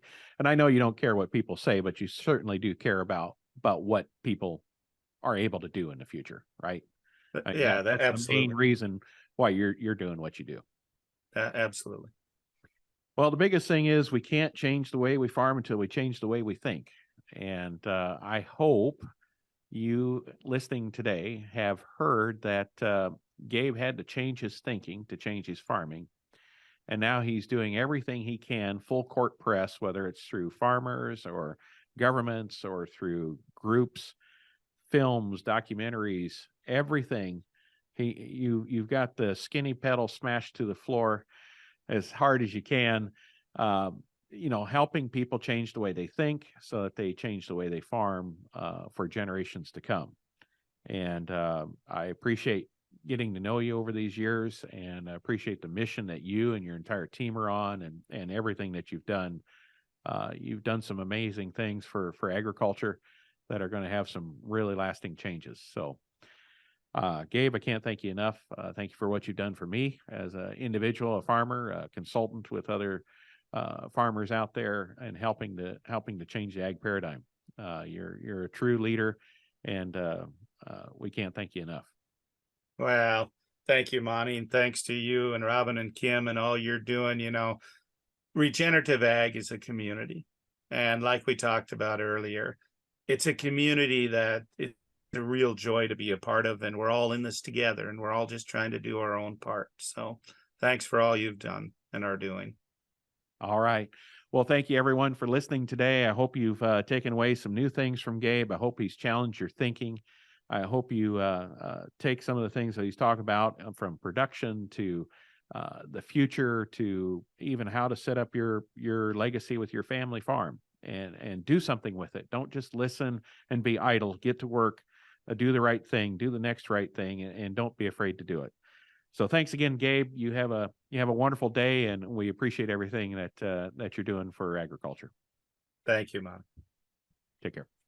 Thanks for listening to this conversation today. That was a powerhouse of topics. No sugarcoating here, as Gabe and Monty took an in-depth look at all things regenerative. We're so glad we could share this conversation with you, and we'd love for you to share this and all of our podcasts with your friends and fellow farmers as we continue to build this community, sharing lessons learned, new ideas, and sometimes tough conversations. And as always, if you'd like to learn more about what we're doing to help growers implement soil health practices, check out our website at asn.farm, and there you can click on links to follow us on Facebook, Twitter, Instagram, LinkedIn, and YouTube. There's a lot of great things happening and always something to learn. Thanks for listening.